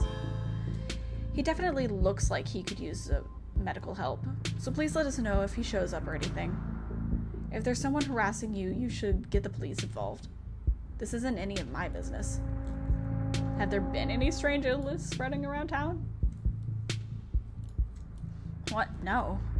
Are you sure you haven't met with any miners who had unusual symptoms? Anyone who seemed sort of drippy? Or strangely ominous when they talk? Sorry to pry, just doing my diligence. Absolutely not. I've barely seen so much of his runny nose, which is a good thing. If you're so concerned about the mines, why don't you just have Lily ask Tabitha? I have no interest in violating HIPAA, HIPAA, for your weird little investigation into nothing.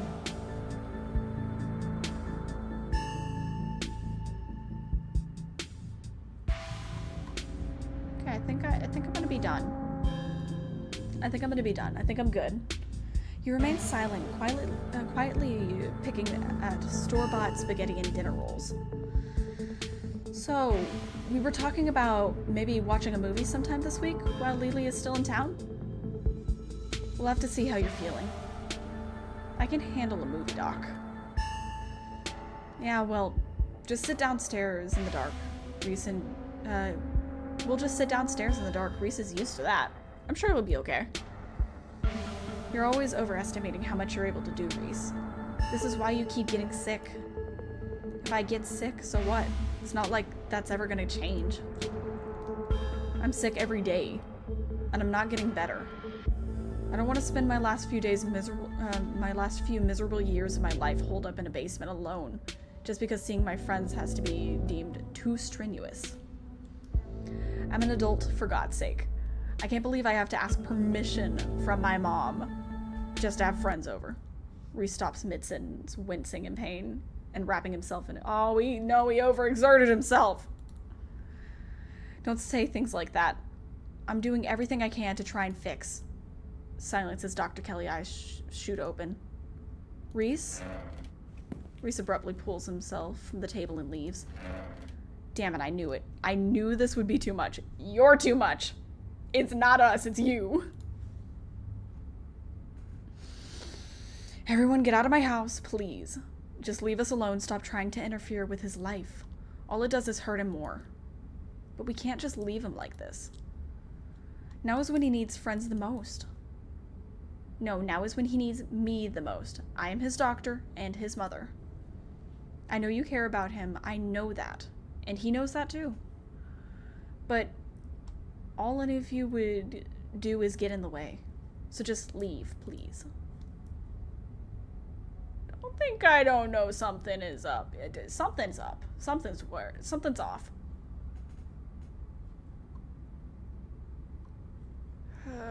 Yeah, okay. He seemed fine before dinner. It always comes in waves. And I can assure you that right now he's very much not fine. Now leave. I'm just saying, he seemed fine before dinner. He seemed fine before he started arguing with you. The three of you are rushed to the doctor. Or no, to the door.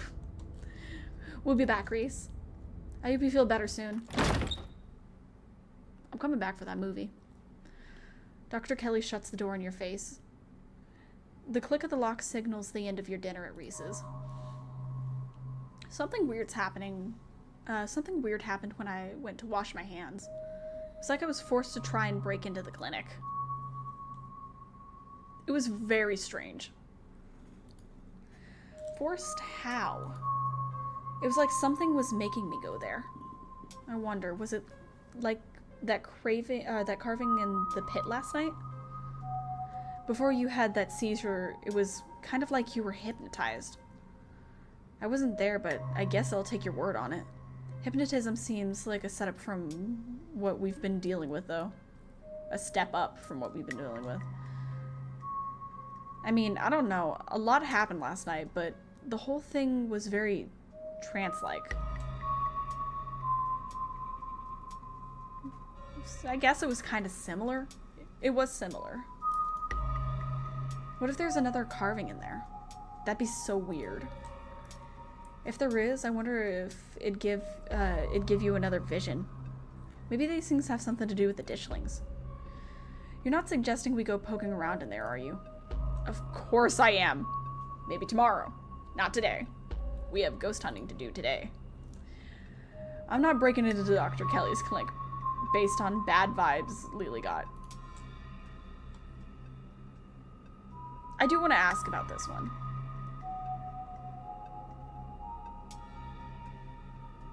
Did either of you get the impression that Dr. Kelly is afraid of Reese?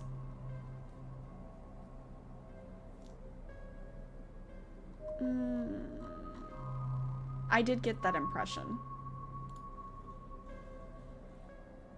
She never turned her back towards him.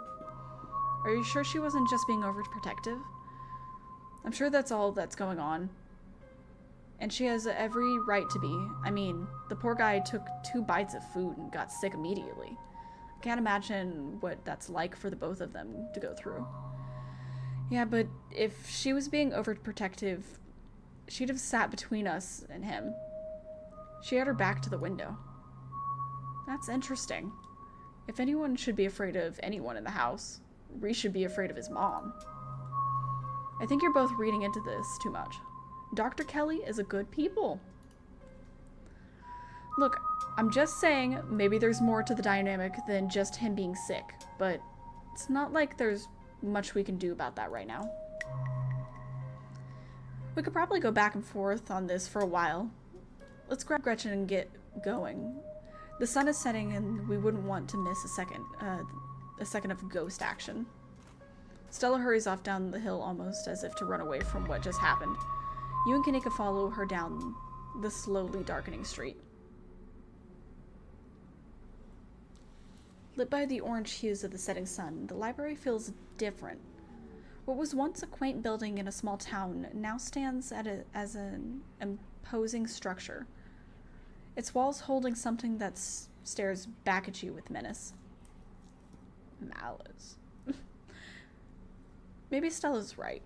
Maybe ghosts aren't real, and the rest of tonight is going to be a pleasant break from the events of the past few days. You can't help but feel like you're about to walk into a slasher movie. You run through a mental list of everyone who's joining you, trying to figure out if you'd make it to the end. If I was in a slasher movie, I'd die. I know that is a fact. I would be one of the first dead. People in horror movies usually die because they don't stick together. You won't be letting anyone make the mistake tonight. Is that a dog up there? Kind of looks like there's a dog up there. Enter the library. Just as its exterior was intimidating in the setting sun, the inside of the library is dark. Its shadows deep and foreboding. The meet and greet with the mayor ended quite some time ago, and the throngs of visitors took whatever joy was in the place with them. Hey Oscar, are you back yet? Shh. You can't yell in the library, it's against the rules. It's after hours. Rules only apply before 5 p.m. Now it's our domain. Hey, you're here sooner than I expected. Hope dinner went okay. It went. It went. Reese wasn't feeling up for a longer hangout, unfortunately. I'm sorry to hear that. It's okay. Just means we have more time to ghost hunt. I've come fully loaded. Got my EMF reader, temperature gauge, spirit box, infrared camera, UV light, video camera, salt, flashlights for everybody in case the ghost messes with the electricity, parabolic microphone, Sharpies, and paper for automatic writing, matches and candles for rituals. That is a lot of stuff. Where are you keeping that? You walk everywhere, and I don't see a backpack. I want a Ouija board. I know they're toys, but you never know what might come in handy. Wow, this is a lot of ghost hunting stuff for something that was so last minute. Do you just have this stuff already ready to go in a bug out bag or something? Of course I do. I actually stashed a couple of bags here overnight after I got back from the mines. Excuse me? I wasn't about to carry everything all around all day. This way we can go in light and pop out to grab more stuff once things start getting spooky. I may never have found any compelling evidence of ghosts, but that's not for lack of trying. And after last night, I'm more than ready to try again. Oh, that's right, we invited Avery. Hey, hope I'm not too late. Have I missed any creepy paranormal stuff? Avery, glad you can make it. The more pair of hands we have, the more equipment we can carry. Sure thing. Always happy to offer a hand or two. God, there'll be someone else with a level head in there tonight. Whoa, is that an EMF reader? I've never seen one in person. Look at all the stuff. Spirit box, parabolic microphone. Y'all really covered all your bases. Maybe I spoke too soon.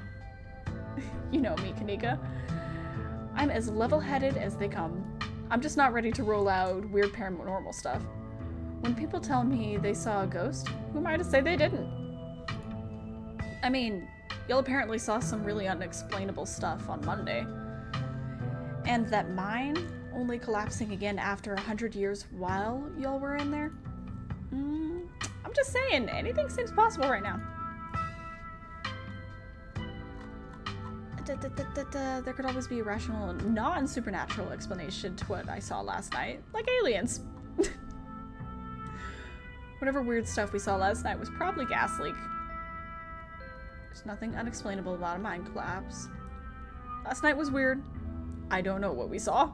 Those mines were chock full of ghosts last night. The whole town is one big supernatural death trap.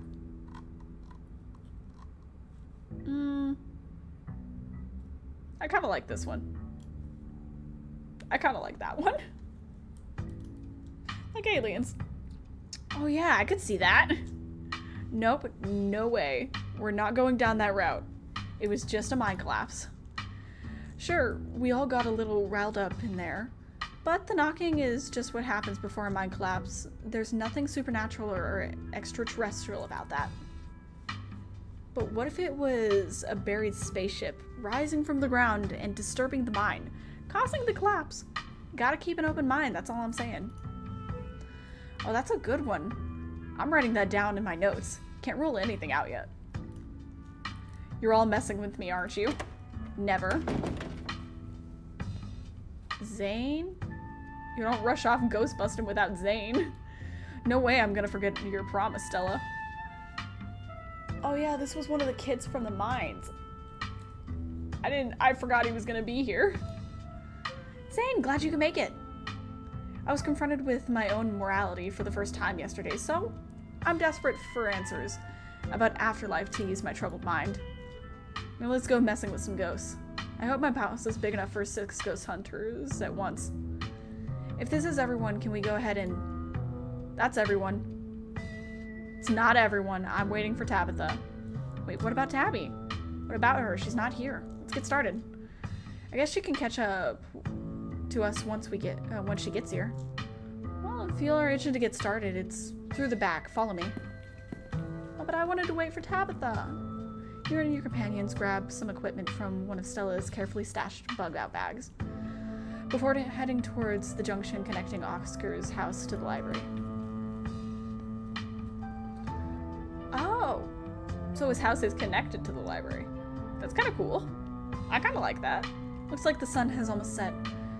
This is when stuff usually starts to kick off. I haven't been back inside for about a week, so I have no idea what to expect. Hey! Oh, Rosalina! There's no way you're doing this without me. Rosalina, we talked about this. No, you talked at me about this. I'm sick of people making decisions for me.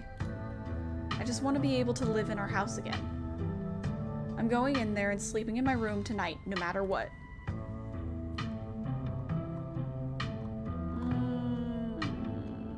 It's not my kid. Let Oscar handle this.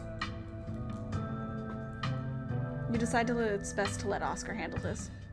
Rosa, it could be dangerous in there. Just hang out in the library and we'll have this taken care of in a few hours. I don't want to be coddled just because you're scared of it. If Zane's coming, I have every right to be there. She's got a good point, Mr. G. Right, I'm sorry, Rosa.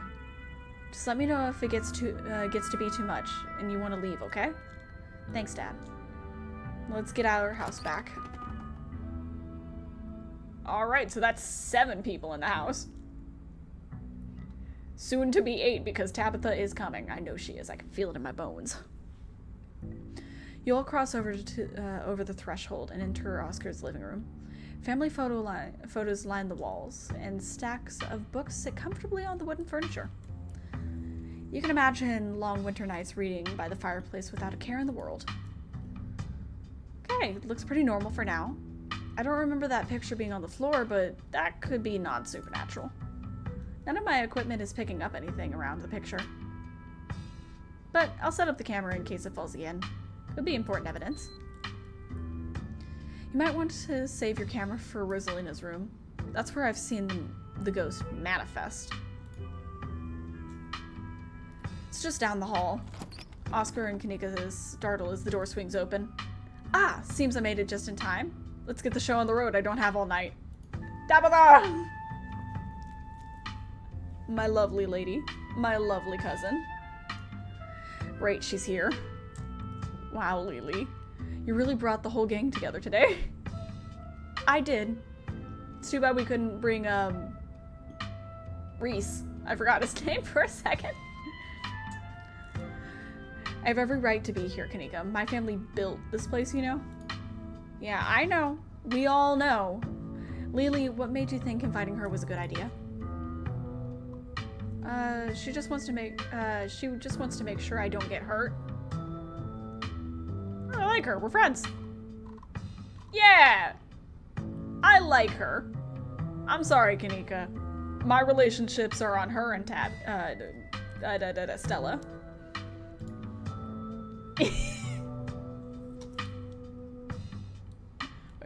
No, that stays.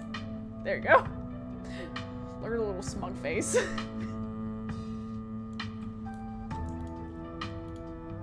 Really? Yeah, so what? Like it's weird to be friends with your cousin? Wow, Lily. Do you have any idea how hard it is to get these two in the same room? This is amazing. Yeah, amazing. That's a word for it. Sounds like we're in for an interesting night. I'm glad I didn't stay in the same town with the people I went to high school with. No wonder small towns have so much drama. I wonder if the ghost will ever show with this many people around. Wait, is it just me or do I suddenly feel colder? It sure does. I definitely feel like that. Same, I've got chills. The temperature gun says it's actually a couple degrees colder. But that's normal. Rooms and hallways are sometimes colder than other parts of the house. Oh, a genuine cold spot. I gotta snap a pic for prosperity. Is that it? This isn't very scary.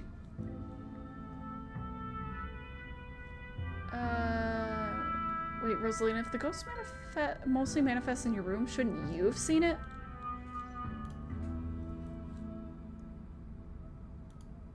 I've only seen the stain. Dad made me switch rooms with him way before we moved out. I wasn't about to let my daughter sleep in a haunted room. I spent most of my nights on the couch before we set up and shop in the library. Even if there is something back there, I'm not scared of it. I'm mad at it. I feel a presence.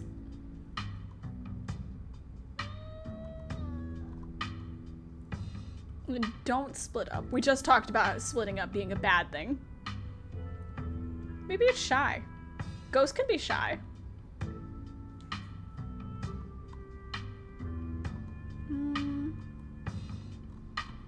Yeah, maybe it's shy.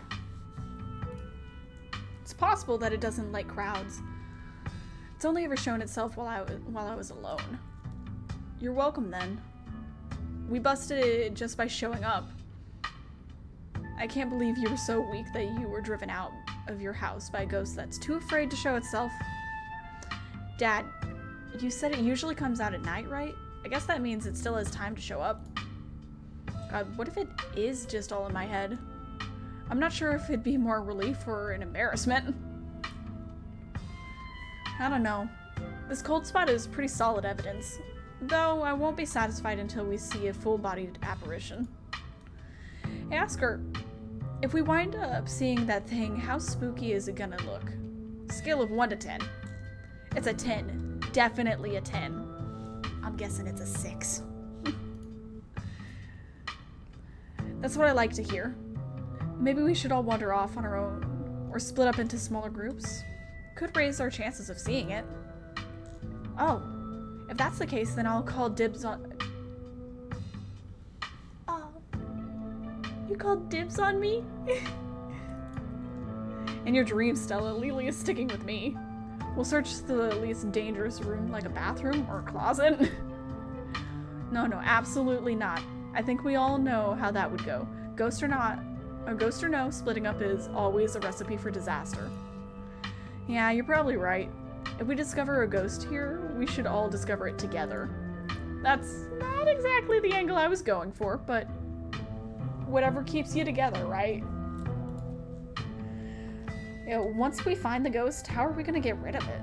Like, how does one bust such a thing? Well, my ghost hunting kit has symbols from every major religion. Assorted holy books, a bunch of salt, some jars for ectoplasm. And if worse comes to worse, we can always use the Ouija board to politely ask it to leave. Ouija boards are toys. The only power they have is scaring kids at a slumber party. That sounds like fun to me. We might as well try it, right? What's the worst that could happen? We make the ghost mad and it gives us more evidence? Sounds like a win-win. I think I'd rather not take the chances. One ghost is enough to deal with. I don't much like the thought of opening a door for something worse. Wow, you've never been this superstitious, Dad. The ghost really has you freaked out. Okay. Oscar takes a deep breath before continuing. Let's head to Rosalina's room. Follow me. That looks like blood on the floor, not something a ghost would leave behind. That feeling again, like the mines, like the door at the clinic. A dusty, suffocating, dizzying feeling. Something is in this house. Though whether it's a ghost or something worse, you aren't sure. Whoa. This is where I've seen it. It appears on top of the stain. Yeesh. It's gotta be tough to scrub out. Doesn't the county own this house? Do they know about the damaged carpet? Have you seen your house? I don't see how that's relevant. Weird. I'm not getting anything. It's not even cold. It's the same temperature as the living room. Nothing on the EMF either. Then your equipment is wrong. The stain is definitely paranormal. I scrubbed it out too many times to count, and it just keeps coming back. It's just a stain, Dad. Can't we just cover it back up?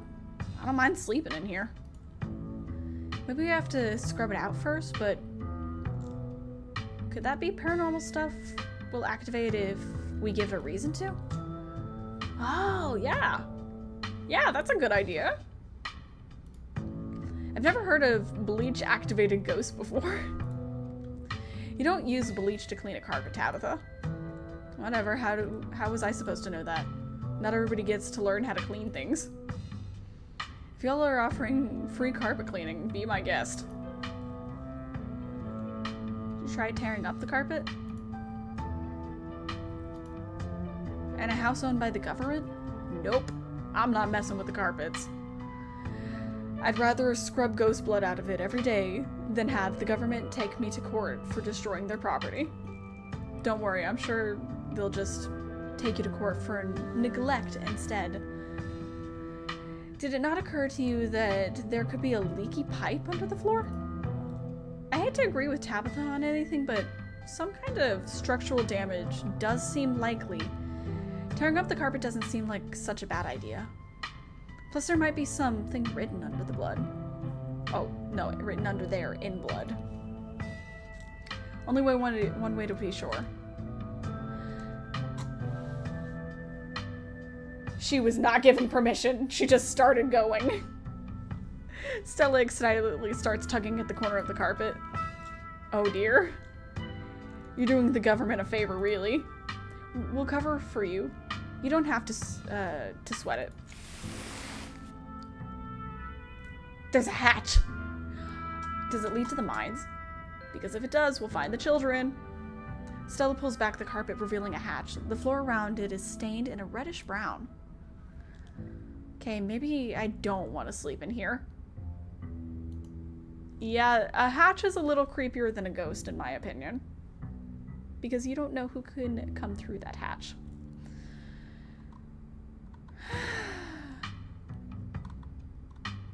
We're going down there, right? Of course we are. This is even better than finding a message. But there's no basement in this house. At least we weren't told about a basement. And look, all the red stuff is coming from underneath. Oh yeah, this is super haunted. You've got a basement chock full of ghosts. I can just feel it. Still no reading though. None of the equipment has made a sound. Of course not. You'll know last month was super rainy. It's clearly been a long time since anyone stepped foot in the basement or crawl space or whatever it is under that hatch. There must be a leak that flooded the whole area under the house. The water dissolved and the caulk around the edge and leaked through the carpet. And it's red because North Carolina has red-ass dirt. It's as simple as that. That's a pretty good explanation, but I'd rather go down there and see if it's mud or not. It's not mud, it's blood. Human blood. I tested it. Well, you tested it wrong. How did you test it? It can't be blood, right? Kaniko's right. You've got a muddy floor. And that's why it's so cold in here too. There's wet dirt under the house. Congratulations, we solved your ghost problem. Again. No way. There's an old hatch in the floor that someone tried to seal up. We're not leaving until we know what's down there. I'm with Stella. This is my room. I need to know what's down there. She needs to know if anybody can come up through there. Have you considered they may have tried sealing it up because it's unsafe? Uh-oh, do you think the floor could have made the house unstable? I'm all in on ghost hunting, but I don't know if I could crawl into another dangerous crevice. I'm going for it. Oh. You come to an Oscar's living room. You can't tell what time it is, and your friends are nowhere in sight. What happened? The building feels colder, and there's something about the air that feels wrong. It's stale, with an undercurrent of mold and earth. It makes you feel claustrophobic, as though you're in a coffin, each breath depleting what little oxygen is left. How did we end up back here? Where is everyone? Did we pass out again? Was there a gas leak in the basement or something? Is fainting some kind of weird family thing?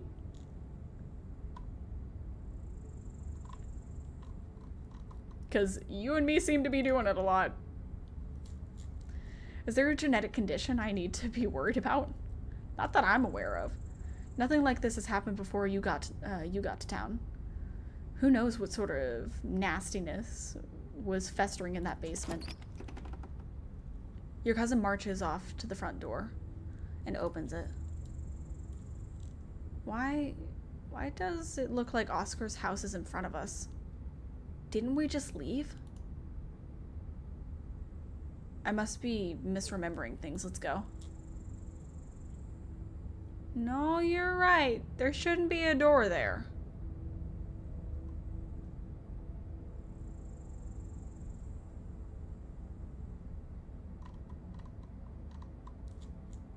No, you're right. There shouldn't be a door there. Clearly whatever was in the basement is messing with our heads. We just left Oscar's house. The library has to be on the other side of that door. The two of you cross the hallway and open the door. Something isn't right. It feels like a late summer afternoon. The air is warm and wet, and the scent of flowers drift on the breeze. This... Tabitha, please tell me I'm not the only one seeing the scratchy shadow in the distance. You're not? What the hell is that thing? Am I having a stroke? Are you having a stroke? Are we both having the same stroke at the same time?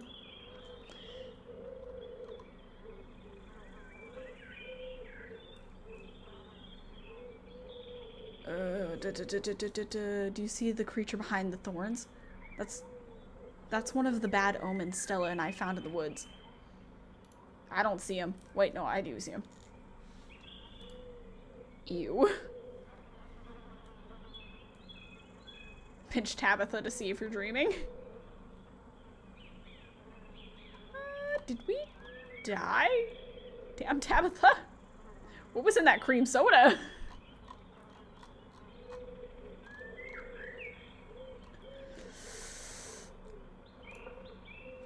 I mean, I'm sorry. I joke whenever I don't know what to do. Excuse me? It was just a normal cream soda. And you had it hours ago. This has nothing to do with me. There's gotta be an exit somewhere. We just have to look. Wait, do you hear music? Movement stirs and a figure cloaked in shadow rises to attention. That's not Stella. I don't care what you say. That's not Stella. I don't trust that. Who are you? What are you doing on my property? Huh? I thought Oscar said the county owned this place. Is this what ghost hunts are usually like? I thought Oscar said the county owned this place. Yeah, Stella, it's us. Quit being weird. Did you say Eddie? No. Grandma Eddie, is that you? No one's called me that in a long time. It's Edwardian now. I'm not a child anymore. Edwardian Eddie, you've got to be kidding me.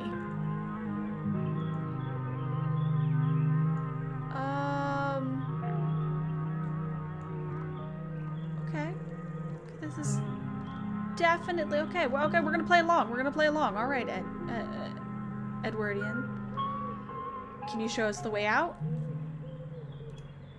Don't encourage her. I wish I could say the same. You should have stayed gone. And you absolutely shouldn't have shown up here of all places. If you're caught, I don't think you understand what father might do. Who's father? I wouldn't want to cross father. I shall be away at once. Okay, what is this? Some kind of scene? Oh, great job. You got me. You can stop now. I can't. It's not that easy for me. My brothers were sent to Normandy, and now I'm the only Scarlet left beside father. I have responsibilities, Charlie. Shut up. Shut up. She can't. She's clearly possessed.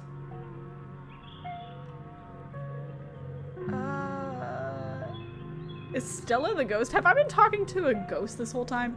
She can't. She's clearly possessed. Something's not wrong. Something's not right with her. By what?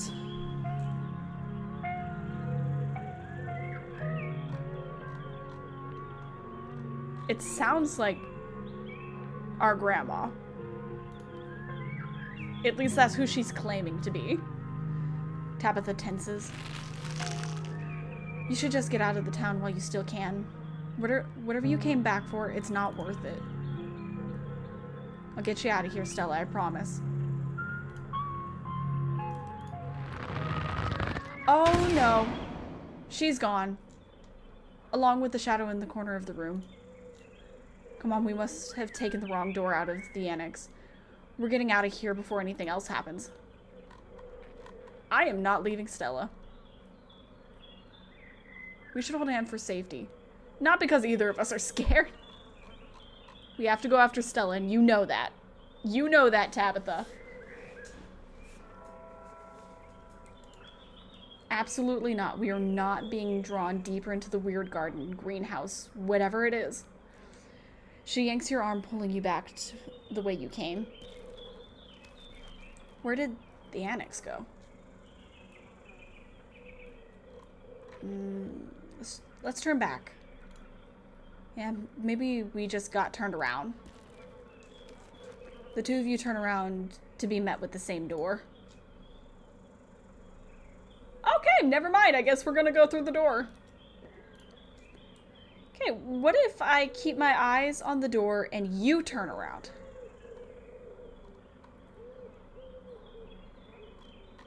That's not a bad idea. Okay, I guess that's worth a shot. Tabitha walks behind you and turns around. You feel her back crash into yours as she stumbles backwards in shock. You've got to be kidding me. Can you still see it? Unfortunately, yes. Screw this. Through the door we go, I guess. Your cousin turns back around, storms up to the door, and throws it open.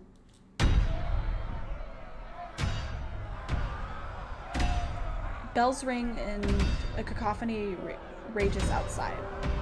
The door is front of your pulsates as figures unseen bang against it. The shaded figure from the garden sits in the corner, ever so slightly more defined. Are you kidding me? This is messed up. We need help. God, please let the call go through. Tabitha anxiously taps her foot as she waits for her phone to connect. Hey, it's... What?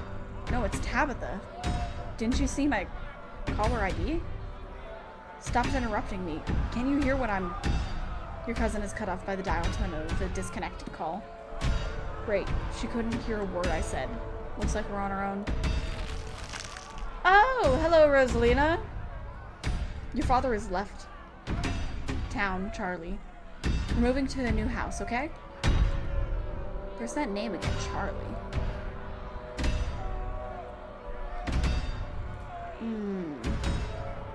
What do you think it's like being possessed?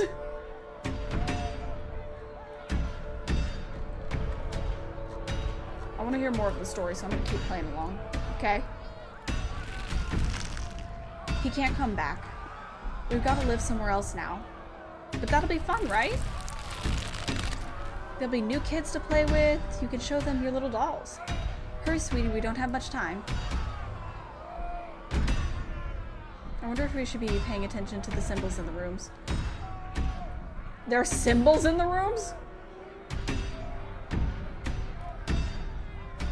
Why aren't we possessed?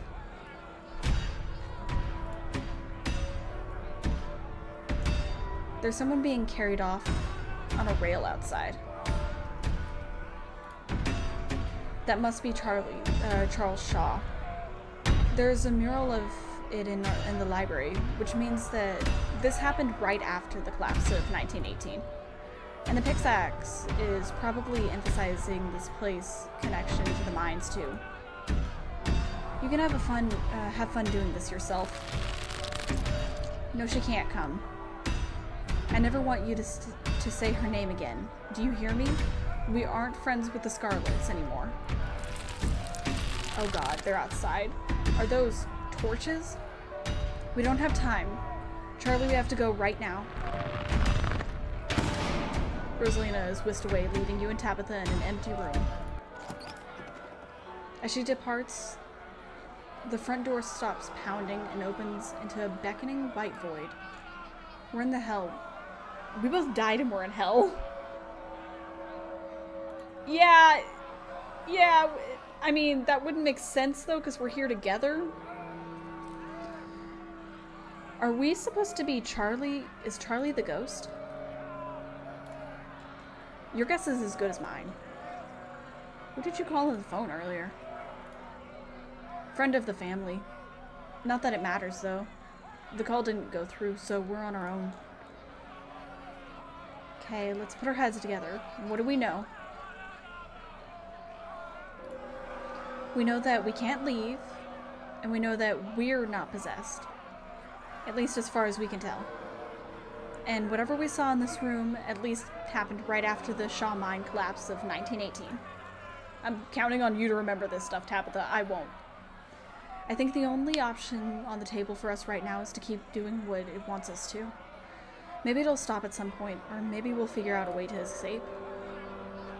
There's so many ditchlings here. Yeah, there are. Those things are horrible. No wonder you were such a mess when you came back on Monday.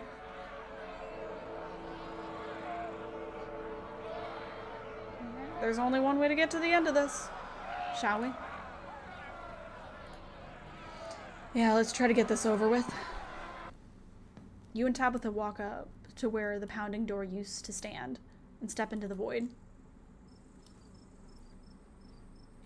We're outside now. You're outside, and it's night. A false moon looming massive in the painted sky. The night feels thick and warm. The insects lively. Their calls unnaturally tiny. Everything feels warped and wrong, like you're listening to a record fish from the bottom of a pond. Ugh. What's the magic word do we have to say? What's the magic word we have to say to get out of here? We're sorry, okay? Whatever our family did to piss you off, we're sorry. Creature in the corner. Oh, hello. You poor dear. I've been keeping track of you, scuttling around town like a tomcat. You've fallen hard for Miss Edwarden,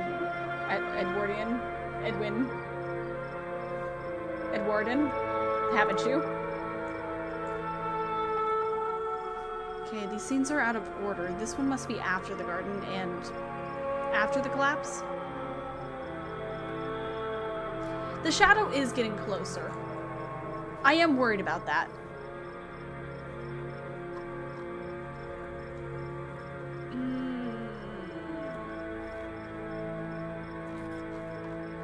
We're gonna continue to play along.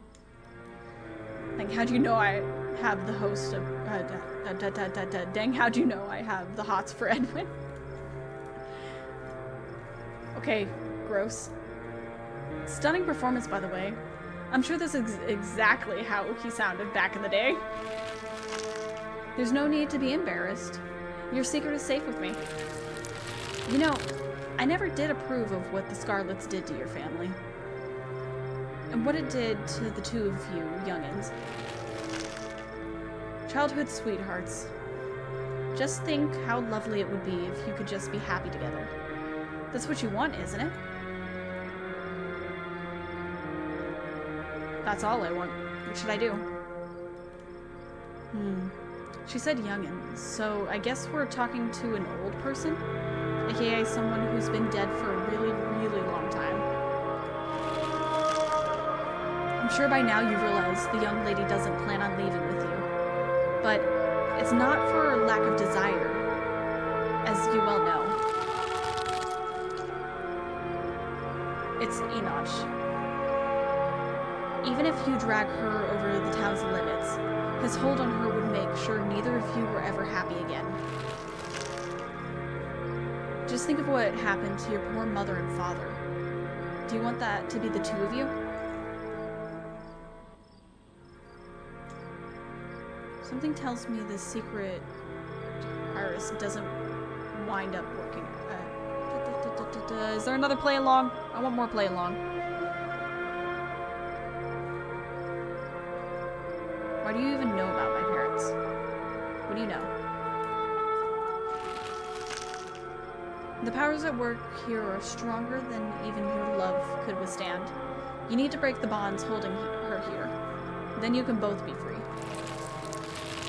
No more misfortune, not for you, not for anyone else, beyond enough to step foot outside the holler. Kanika mimes handing you something through her hand, though her hand is empty. Everything you need to know is in the map.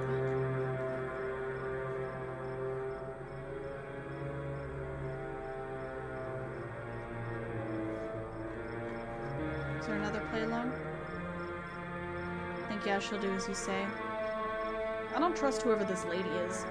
She got some kind of ulterior motive. Agreed. Clearly the dude should never have taken whatever she handed him.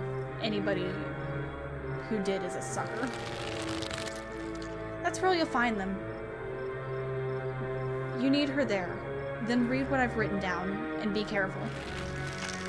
Good luck to the both of you. I hope you get your happiness. And then she's gone. Tabitha sighs. Okay, let's find a way out. Unless you have any ideas. I don't think there's anything else we can do until we get to the end. Or until we die. Before the two of you can leave, a smell hits you. Sweating, suffocating flesh. With a tinge of saccharine and... I got scared by the goat. Stomach churning scent for a decade. Oh! Oh, it's Wayne. I think that was it. Yeah, Wayne. There you are. I would have found you sooner, but the resident clearly doesn't want me here. Tabitha, you're seeing this, right? Doesn't seem to have the same issue with the miserable little parasites. Oh, you killed it. Bottom feeders always manage to slip through the cracks, don't they? Tabitha, I'm gonna talk to him.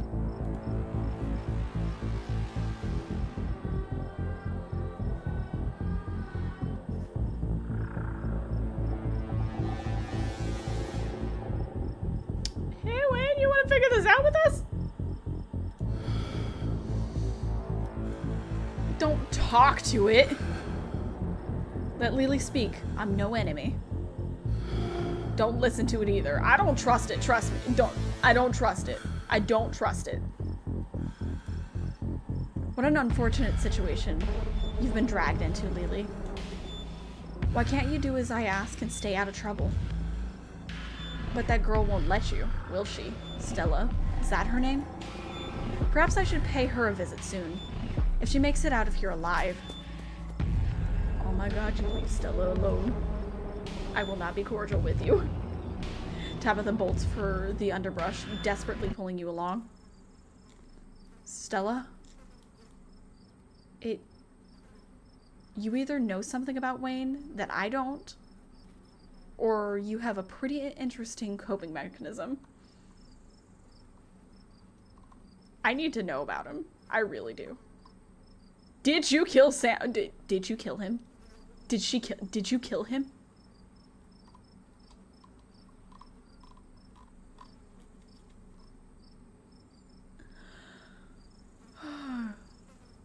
Okay. You either know something about Wayne that I don't, or you have a pretty interesting coping mechanism. That thing isn't Sam, Wayne. Couldn't you smell it? Can we please go and just drop it? I don't want to spend another second thinking about what we just saw.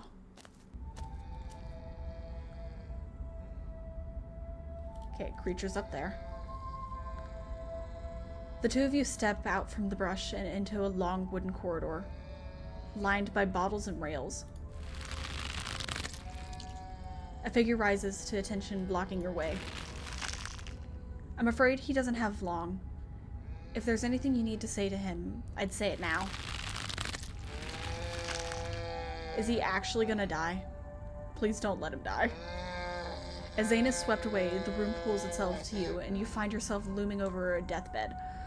Oscar lies in its center, looking pitifully small. Ugh.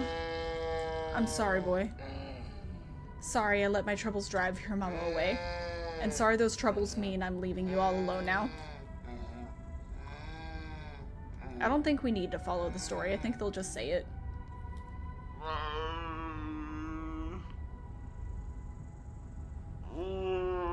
Bottles and rails. There's liquor everywhere, and after the collapse, Senior was run out of town on a rail, hence all of the rails. The goat portrait back there is what the wounded lamb from the room of Rosalina grew up to be.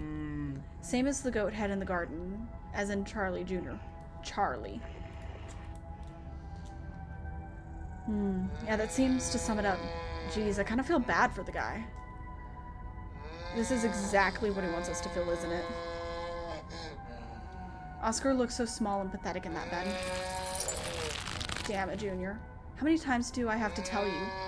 I tried to stop it from happening. But that damn snake, Enoch, went behind my back. I don't like that face back there. Or what bullshit. Something on your mind?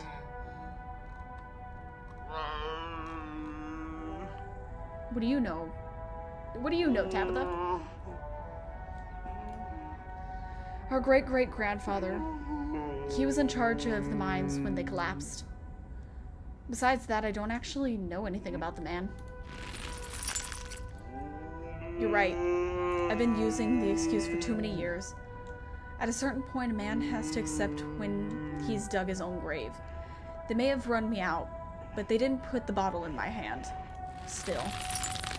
They destroyed our legacy, boy. Both our names are cursed with the history. I'll be dead and gone soon, but I won't be able to rest. Not until our name is cleared. Not until you can pass the name with pride. This is my only request, Charlie. Go back there. Tell people the truth. Try to find proof. I don't know what you'll have to do, but please. I know I ain't the best father, but I'm no murderer. I'm guessing the request didn't really pan out. This is after the scene with Rosalina, before the scene with Stella?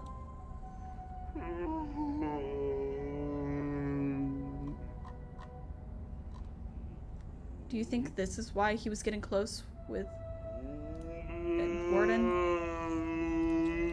I don't know, I guess it's possible. But it doesn't look like it panned out. Damn it, boy. I may not have till morning. Promise me. Promise me you'll go back and, at the very least, show the Enoch bastard what for. I'm gonna stand silent. Oh. You watch as Oscar's body seizes and falls through the sheets, taking the rattling pile of bottles with him. I hope I didn't cause that. The ghost is so full of it. Your cousin steps forward and disappears through the hole left in the bed, leaving you to follow. All we can do is follow. Oh yeah, that thing is definitely getting closer. You find yourself pressed uncomfortably against the trails. A small castle sits off to the one side of the wall, and the bars of a prison looming over both all of it and all of you. Avery's up there, got it. Climbing up the trails again? How very Romeo and Juliet of you. No need to run off. I won't tell the old man. Though you've gotten sloppy. You should try to be more careful if you don't want him putting you in an early grave.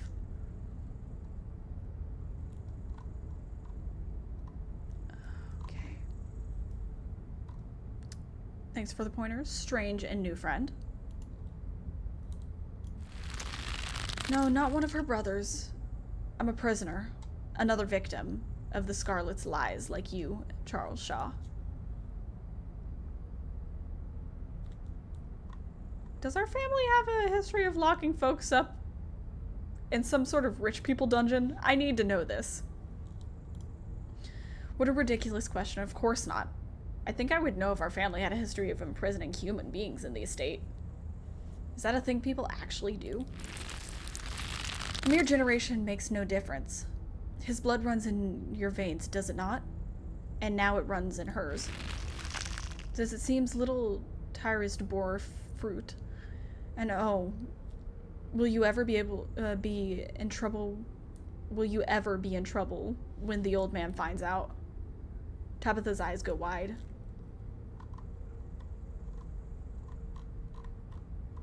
But if this is the estate, is there a room with bars on the window? Shh, let it talk. I think this might be important. You know, you don't have to keep dangling there.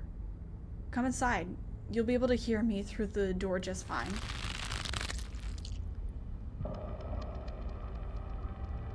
The world around you swirls, and you and Tabitha find yourself pulled to the other side of the wall. A door bound by countless locks and chains pulsate before you.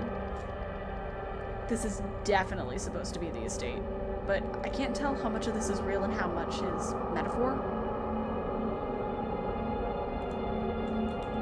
Is this the area that Tabitha doesn't want me to go in?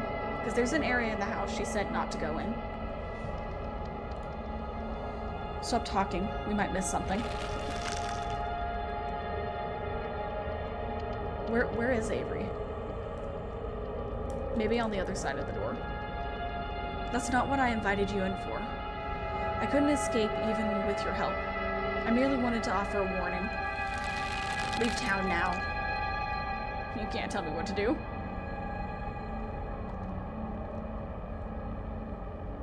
Why? Why should we leave? This guy has nobody to blame but himself. You're the ghost. You were given every warning. You could have just left. You can't take her with you. It's not possible. You can always stay and die, but if I were you, I would use my healthy legs and run as far away from Scarlet Hollow as possible.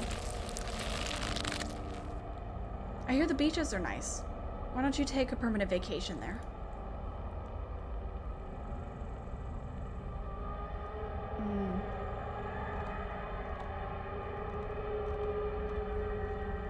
I'm guessing he doesn't do that. Yeah, in which case, this Charlie guy has nobody to blame for but himself. Hear that, ghost? You had every warning. You could have just left. Ah, you've been talking to the witch then. How interesting. Charlie, get away from the door. Don't listen to it. Welcome back, Stella. Good to see that you're not dead. Stella? I promise we'll figure out how to free you soon, Stella. There can't be much more to these memories. I hope they don't die after this.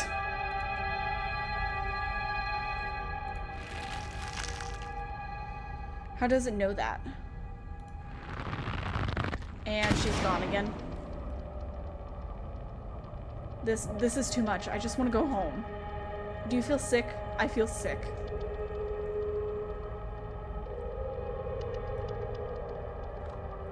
Tabitha, you gotta tell me. You really do have to tell me.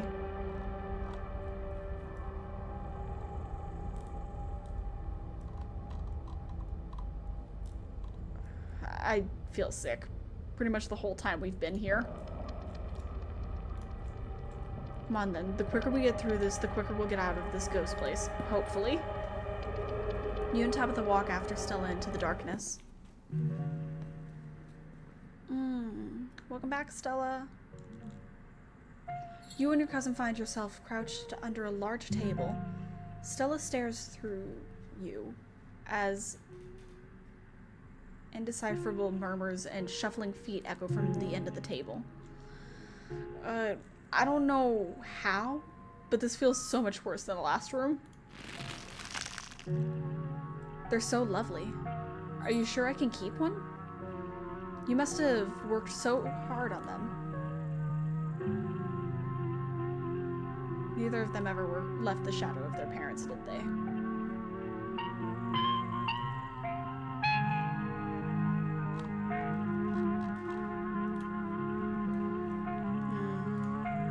I guess not. I don't think either Charlie or Eddie really got what they wanted out of life. It doesn't justify what this ghost is doing, though. I'll try to keep it away from my brothers so they don't smash it. Though I wish I could make it move like you can. And you can even do the voices. You know, you could probably make real money if you put on a show for people. Even possessed Stella's out here trying to monetize her hobbies.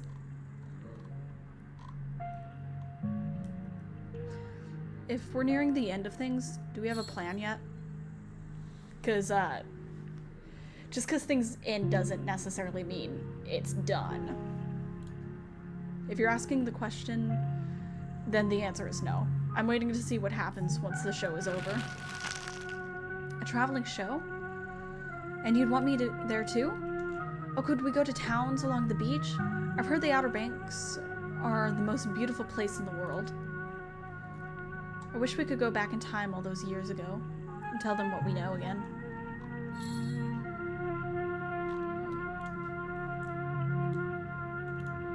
Me too.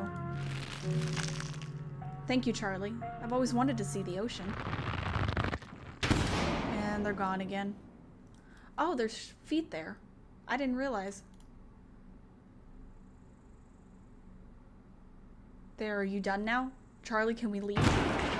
Everything crashes to a thunderous black before you and Tabitha can get into another world. Okay. Those two. Nika. Avery. Stella and Gretchen. Beautiful! You did some great puppetry! A single spotlight remains illuminating a trapdoor in the center of the stage. You feel drawn to it. Open the trapdoor. I'm opening it. You should open it! Do you think it's over? Trapdoor. Are we back in Rosalina's room?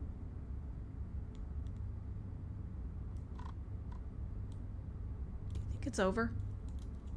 I don't think it's over until we go through the trapdoor. Which one of us is going to open it?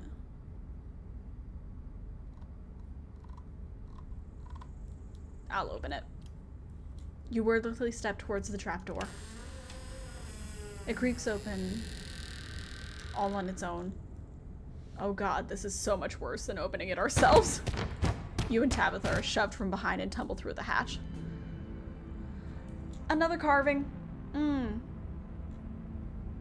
You took some digging, but it's there. The map was right. That means there's hope, Eddie. Whatever it is that Notch did, we can undo it. Eddie? Are you going to murder this man? No wonder he has a grudge with us. We can be happy together. Oh. Eddie? Eddie? Oh, Eddie. No wonder he's a vengeful ghost and he hates our guts. Oh god, I'm so sorry. Your cousin violently heaves into the void, but nothing comes up. There's nothing here. This place is completely empty. Whatever it is that Enoch did, we can't undo it. What the hell is that supposed to mean? Grandma Eddie was a murderer. I could see why you didn't like her, Tabitha.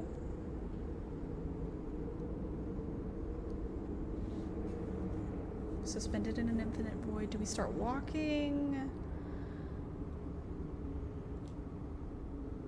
Great grandma. How did you know?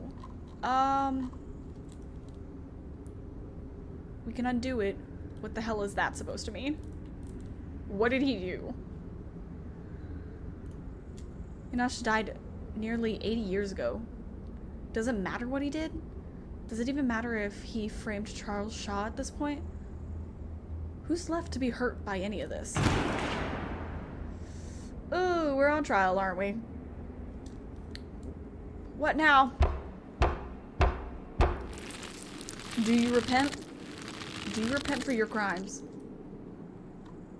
Tabitha's the one you want. I hadn't even stepped foot in this town before a couple of days ago.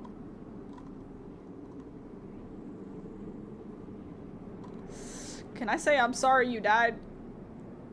Or should I just say yes? I'm sorry you died. Don't answer it. You must answer for the crimes committed by your Scarlet blood. Are you kidding me? I hate it here. I hate it here so much. Until you do, I cannot die. I want to die, please. I've been alone in the dark for so long. Tabitha, repent for something you didn't do. It's okay. All I ask for some of your years. To pay for the years that were taken from me. What are you saying? My life was stolen from me. I want some of yours. It's only fair. That is not fair. Tabitha did nothing to you. It is absolutely not fair. You've got to be kidding me. Neither of us had anything to do with what happened to you.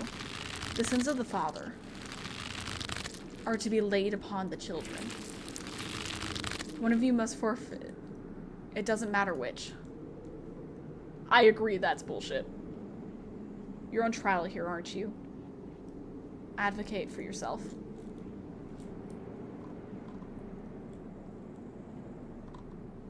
Would it be smart to advocate for myself?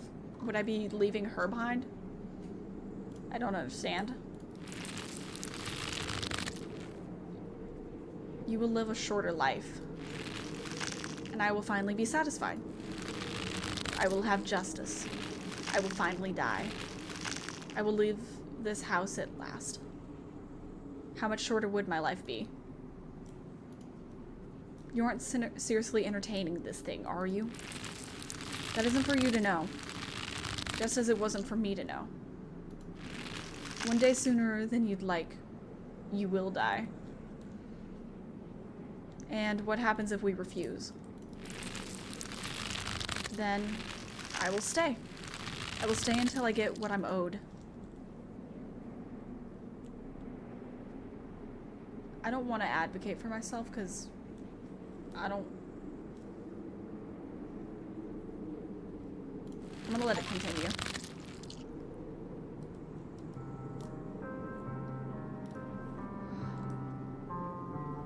Oh, I should have advocated. The sentence has been handed down. Make your choice. I hope I didn't come too late. Mom? All of you had better get out of here before the spirit regains its composure. This is certainly a strong one, isn't it? Don't worry about the others. They're safe. I got your call, Tabitha, but it was definitely not easy getting down here. Get us out of this pit, Sybil. Tabitha, I don't think it's wise to leave something like this where anyone could stumble across it. Why is that our problem? It wants something, doesn't it? And I think you know which of you should volunteer. You must be joking. You're the eldest cousin. You're the one who actually lived in this town. It's only right. Absolutely not. We should just leave. I'm not giving in to the demands of some dead guy.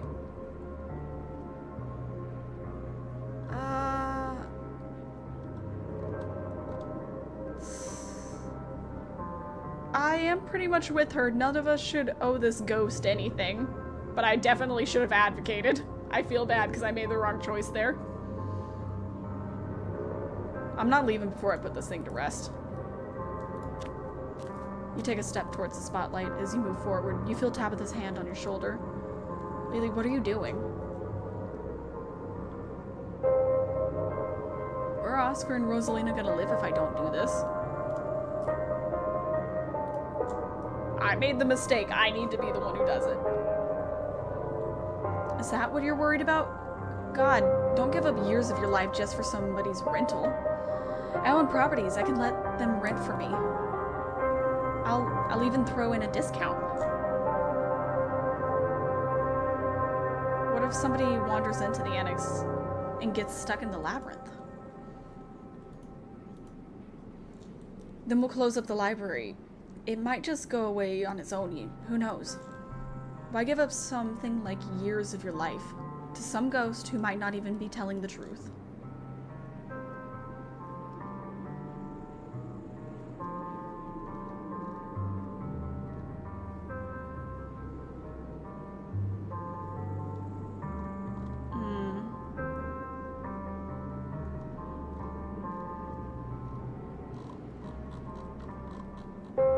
I want you to be safe. Lily. No, I'm not letting something like this happen to you. Oh, no. I made the wrong choice! Let's get this over with. As Tabitha steps into the spotlight, everything crashes to black. I should have advocated. I swear to God if I killed... I swear to God if I killed her.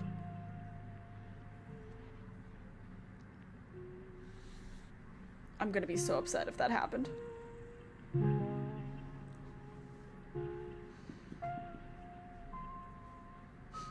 I want a redo.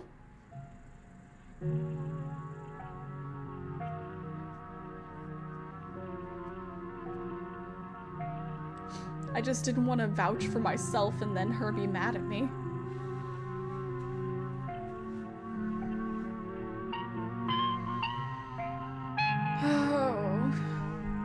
That's pretty upsetting. Hello, Charlie. I also don't think it's right for him to ask for lives from Tabitha or me. We had nothing to do with his death.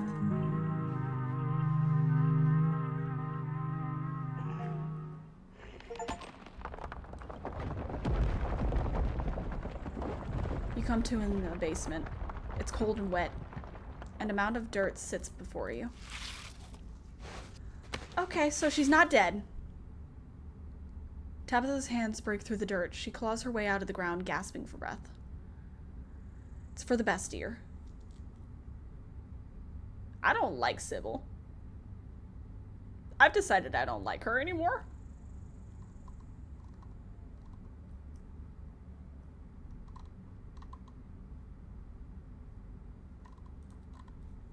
Tabitha, are you okay? Your cousin doesn't say anything in response. Where is everyone else? They're safe outside. I felt it best to make sure they go out before anything else could happen. Good on the two of you for sorting out the unfinished business and holding that poor creature here. This place is no longer a threat to anyone. Is she okay?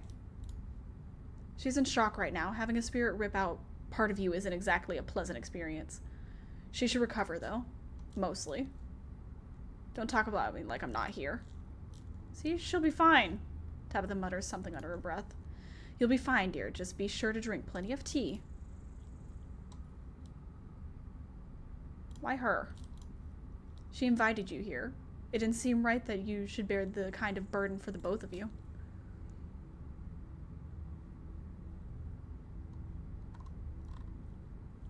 How did you get in here? Spirits like this are predictable.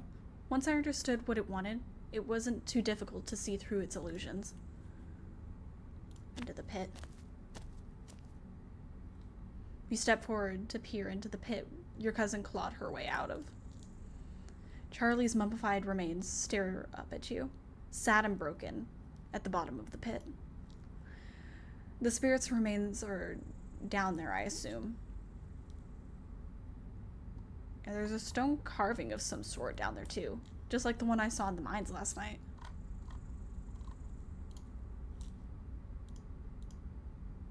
Fascinating. Perhaps it's linked to what's happening here. Regardless, I'll make sure the body gets a proper burial. Come on, Tabitha. Let's get out of here. Tabitha stumbles to her feet and walks with you to the stairs. The ghost wasn't lying about wanting years off her life. The lines on her face now mark on your cousin as the cusp of middle age. You're outside. It's real this time. A cool autumn breeze blows small piles of dried leaves across the steps of the library. I'm parked just over there. Let's head back. I feel like shit. Tabitha doesn't wait for a response, pushing past you and heading towards the car.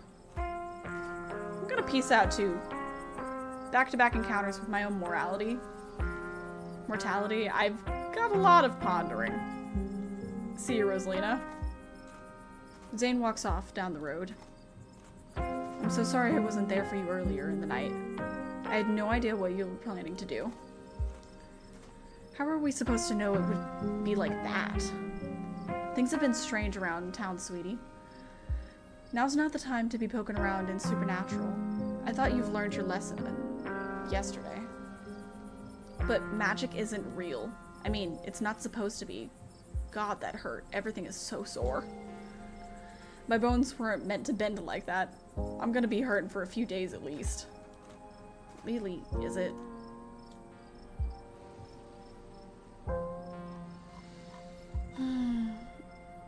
You all need to start being a lot nicer to my cousin. I can't believe she fell on that sword for you with how everyone's been treating her.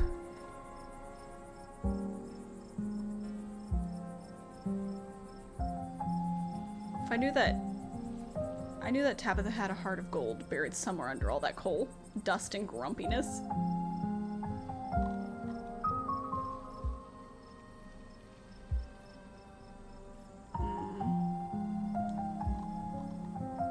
I don't think I want to make jokes right now. I'm not the one who wound up paying the price here. So that really happened then? Tabitha actually gave up years of her life? I'm afraid so. Everything in this world has a price, and those years were unfortunately what it took to put the spirit to rest. I honestly can't believe it. Tabitha makes a selfless decision for another human being. But she didn't she? She looks awful right now. I don't know what to say. Tell her she has my deepest gratitude. And that I'm so sorry. I don't know how I could possibly make this up to her. And I can't believe I let Rosalina go in there. I can't believe I let any of you go in there. How could I have been so careless? You couldn't have known what was gonna happen, Oscar. None of us could have known. Don't blame yourself. I'd seen it before. I should have known. It could get worse. I should have let Rosalina come with us. Dad, what did I tell you? Stop blaming yourself. You couldn't have stopped me. If you tried, I was just gonna sneak in after you. You didn't put a ghost in our house. This is not on you. I know you've both had a difficult time of this, but the storm is past. Things will start getting better from here. I don't think they will. I don't think they're gonna get better.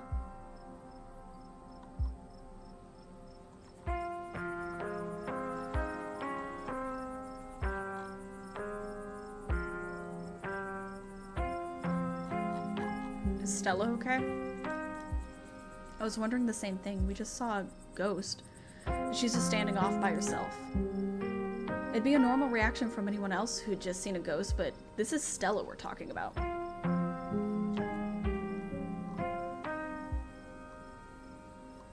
I'm gonna go talk to her. I'm going to go check in with her. You walk over to Stella. Oh, hey, Lily.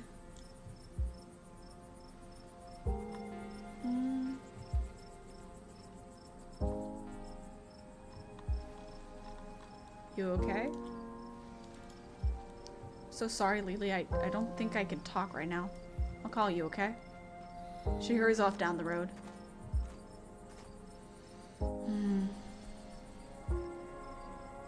I think she took the brunt of things in there. No wonder she's having a hard time right now.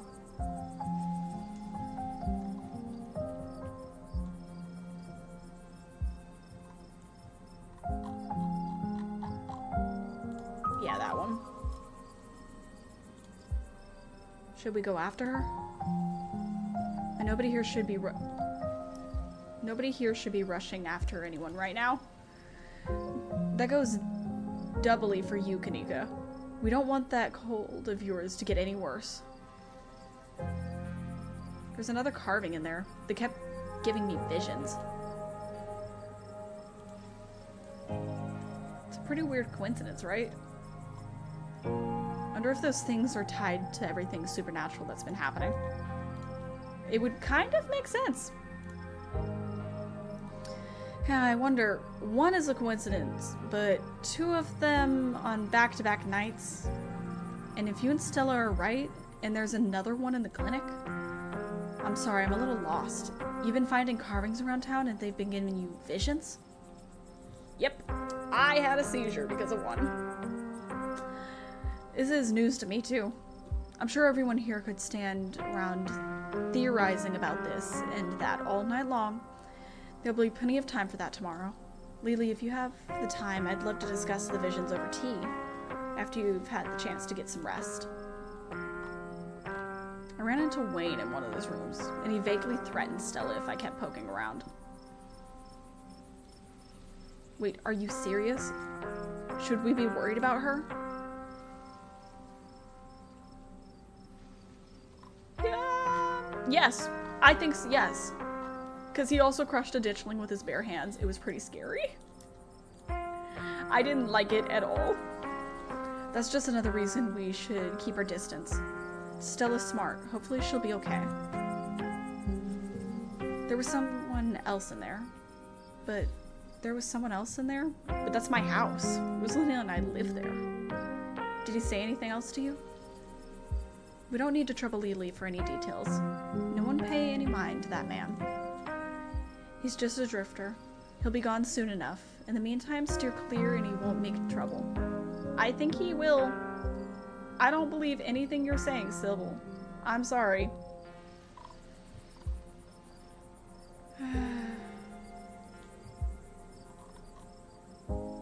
Were you all conscious that whole time? Everyone glances at each other, though none of them gave any of their years away. You can see how exhausted they are. How unsettled. Yeah. It was awful. Kind of fun too, but mostly awful. I'm pretty sure we remember everything, at least up until Sybil showed up and snapped us out of it. Do any of you know who you were supposed to be? No idea. The words just came out. There was no context, nothing. But there was a weird feeling, like an overwhelming guilt. I was mostly just scared. I didn't feel anything of those things. I don't know how to describe it. I felt powerful. I was just cold. I should head back with Tabitha. And I should probably head back inside. It's starting to get chilly out. And there's still work to do to get Rosalina set up for the night. Don't be a stranger. Let us know if you need anything, Oscar. I will. Thank you. All of you. Again. I believe it's time for me to get my daughter home as well. But, Kanika dear, you haven't been feeling well. You need to get some rest. Okay. I'll see you tomorrow, Lily.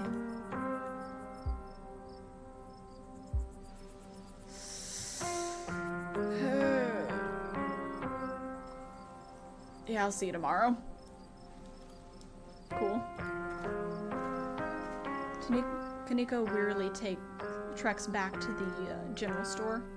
Before I go, Sybil places a hand on your arm, holding you back for a moment. I'm sure you have questions after everything you saw tonight, but let's not get into it here. I think everyone could use a little rest and relaxation right now, yourself included. If you swing by the tea room sometime tomorrow, say early afternoon, you and I can have a little chat. I'll see you then, Lily. I don't want to talk to you at all, lady. Sybil leaves you and catches up to her daughter. I guess it's just the two of us now.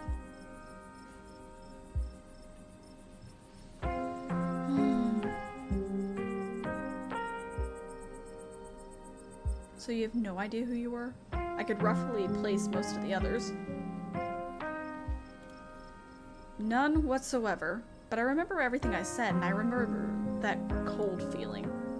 A prisoner of the Scarlets. I wonder what your family was up to back then. I guess we can add it to the ever-growing pile of mysteries. I don't think we have much more on the what do you remember, because they just remember they were cold. As far as I know, all of it. I might start forgetting soon, but for now, it's all fresh. The twisting wasn't the most pleasant, but even though I feel like I got tossed in a blender, I honestly made me feel so alive. So you don't regret coming along tonight? Look, that was a horrible experience that will stick with me for the rest of my days. But it was also kind of amazing for that. I don't know if it makes sense, but how many other people can say they were possessed by a ghost? So, how traumatized are you right now? Avery chuckles, then grabs at the ribs, wincing. Honestly, trauma like this is pretty rad. Way better than the normal kind.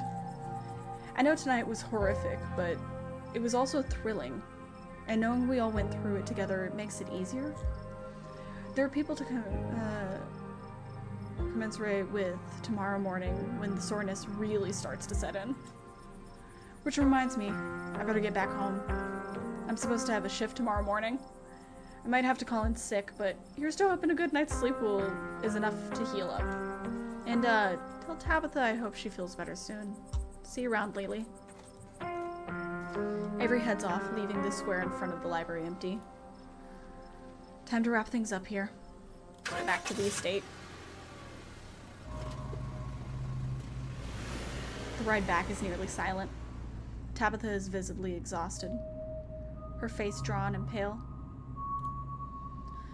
Fresh furrows formed at the corner of her mouth and at the edges of her eyes, and her once uniformly sandy blonde hair is painted with streaks of white. I'm really upset that I think I could have avoided that if I would have just done the thing.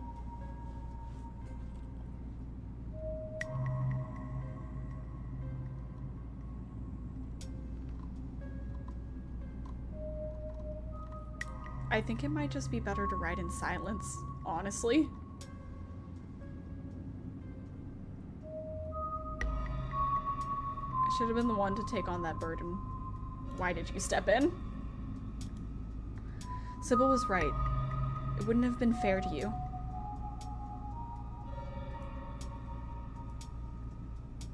Thanks, Tabitha. I mean it.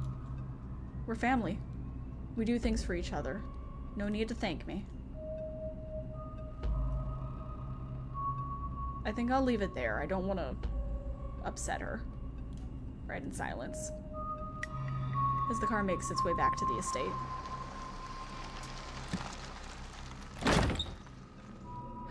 Okay.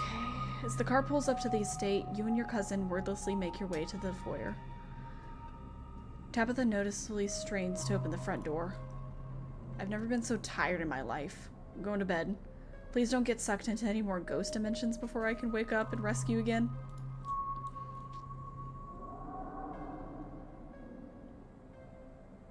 Do you think Stella's okay? She wandered off back there. I'm worried about her. Right now, I'm too tired to think about anything other than collapsing on my bed. Stella's tough, though nothing keeps that girl down.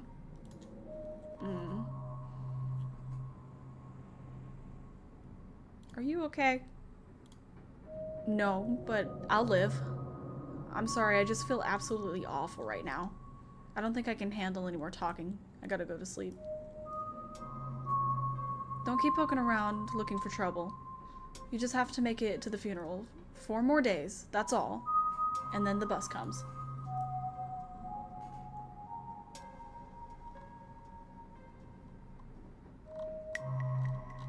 I'd like to stay in touch after all this is done. It's not good for you to be alone by yourself, Tabitha. Maybe we could do that. It has been kind of lonely, being the only Scarlet in our generation. It would be nice to have someone else in the family. We'll see how things go. Anyway, night, see you tomorrow. Time to go to bed.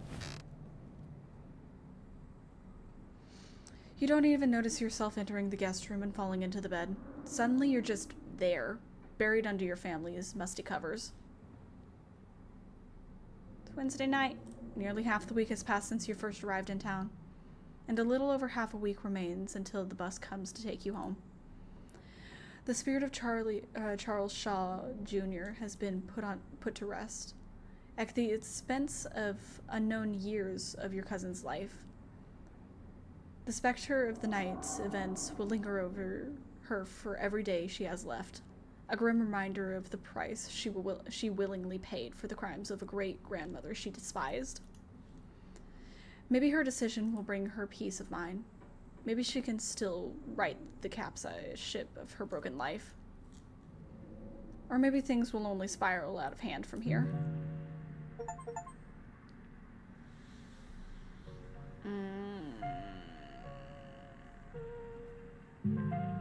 I don't like that at all, especially since I feel like I could have done better. I just wasn't sure if that was gonna ruin my relationship with Tabitha or not if I chose that other option. I didn't want to ruin my relationship, but I think I made it worse. I think if I would have advocated for me, it would have also been for her as well. I feel very bad about that. I knew that I couldn't always make right decisions. But I wish it didn't affect Tabitha. Oh, that was terrible. That was terrible, but it was good. It was good. We went ghost hunting. Isn't that fantastic? I know that one of the next things we'll be looking into is definitely the clinic. But after that, I don't really know what's next. I guess we still have the whole Wayne situation going on too. No. I'll try my best not to leave this as long as I did for the last one. I'll try my hardest to not leave it as long as I did. Alright. I think that's good. I think we're gonna go now. Thank you for being here. Thank you for watching me fumble and probably ruin Tabitha.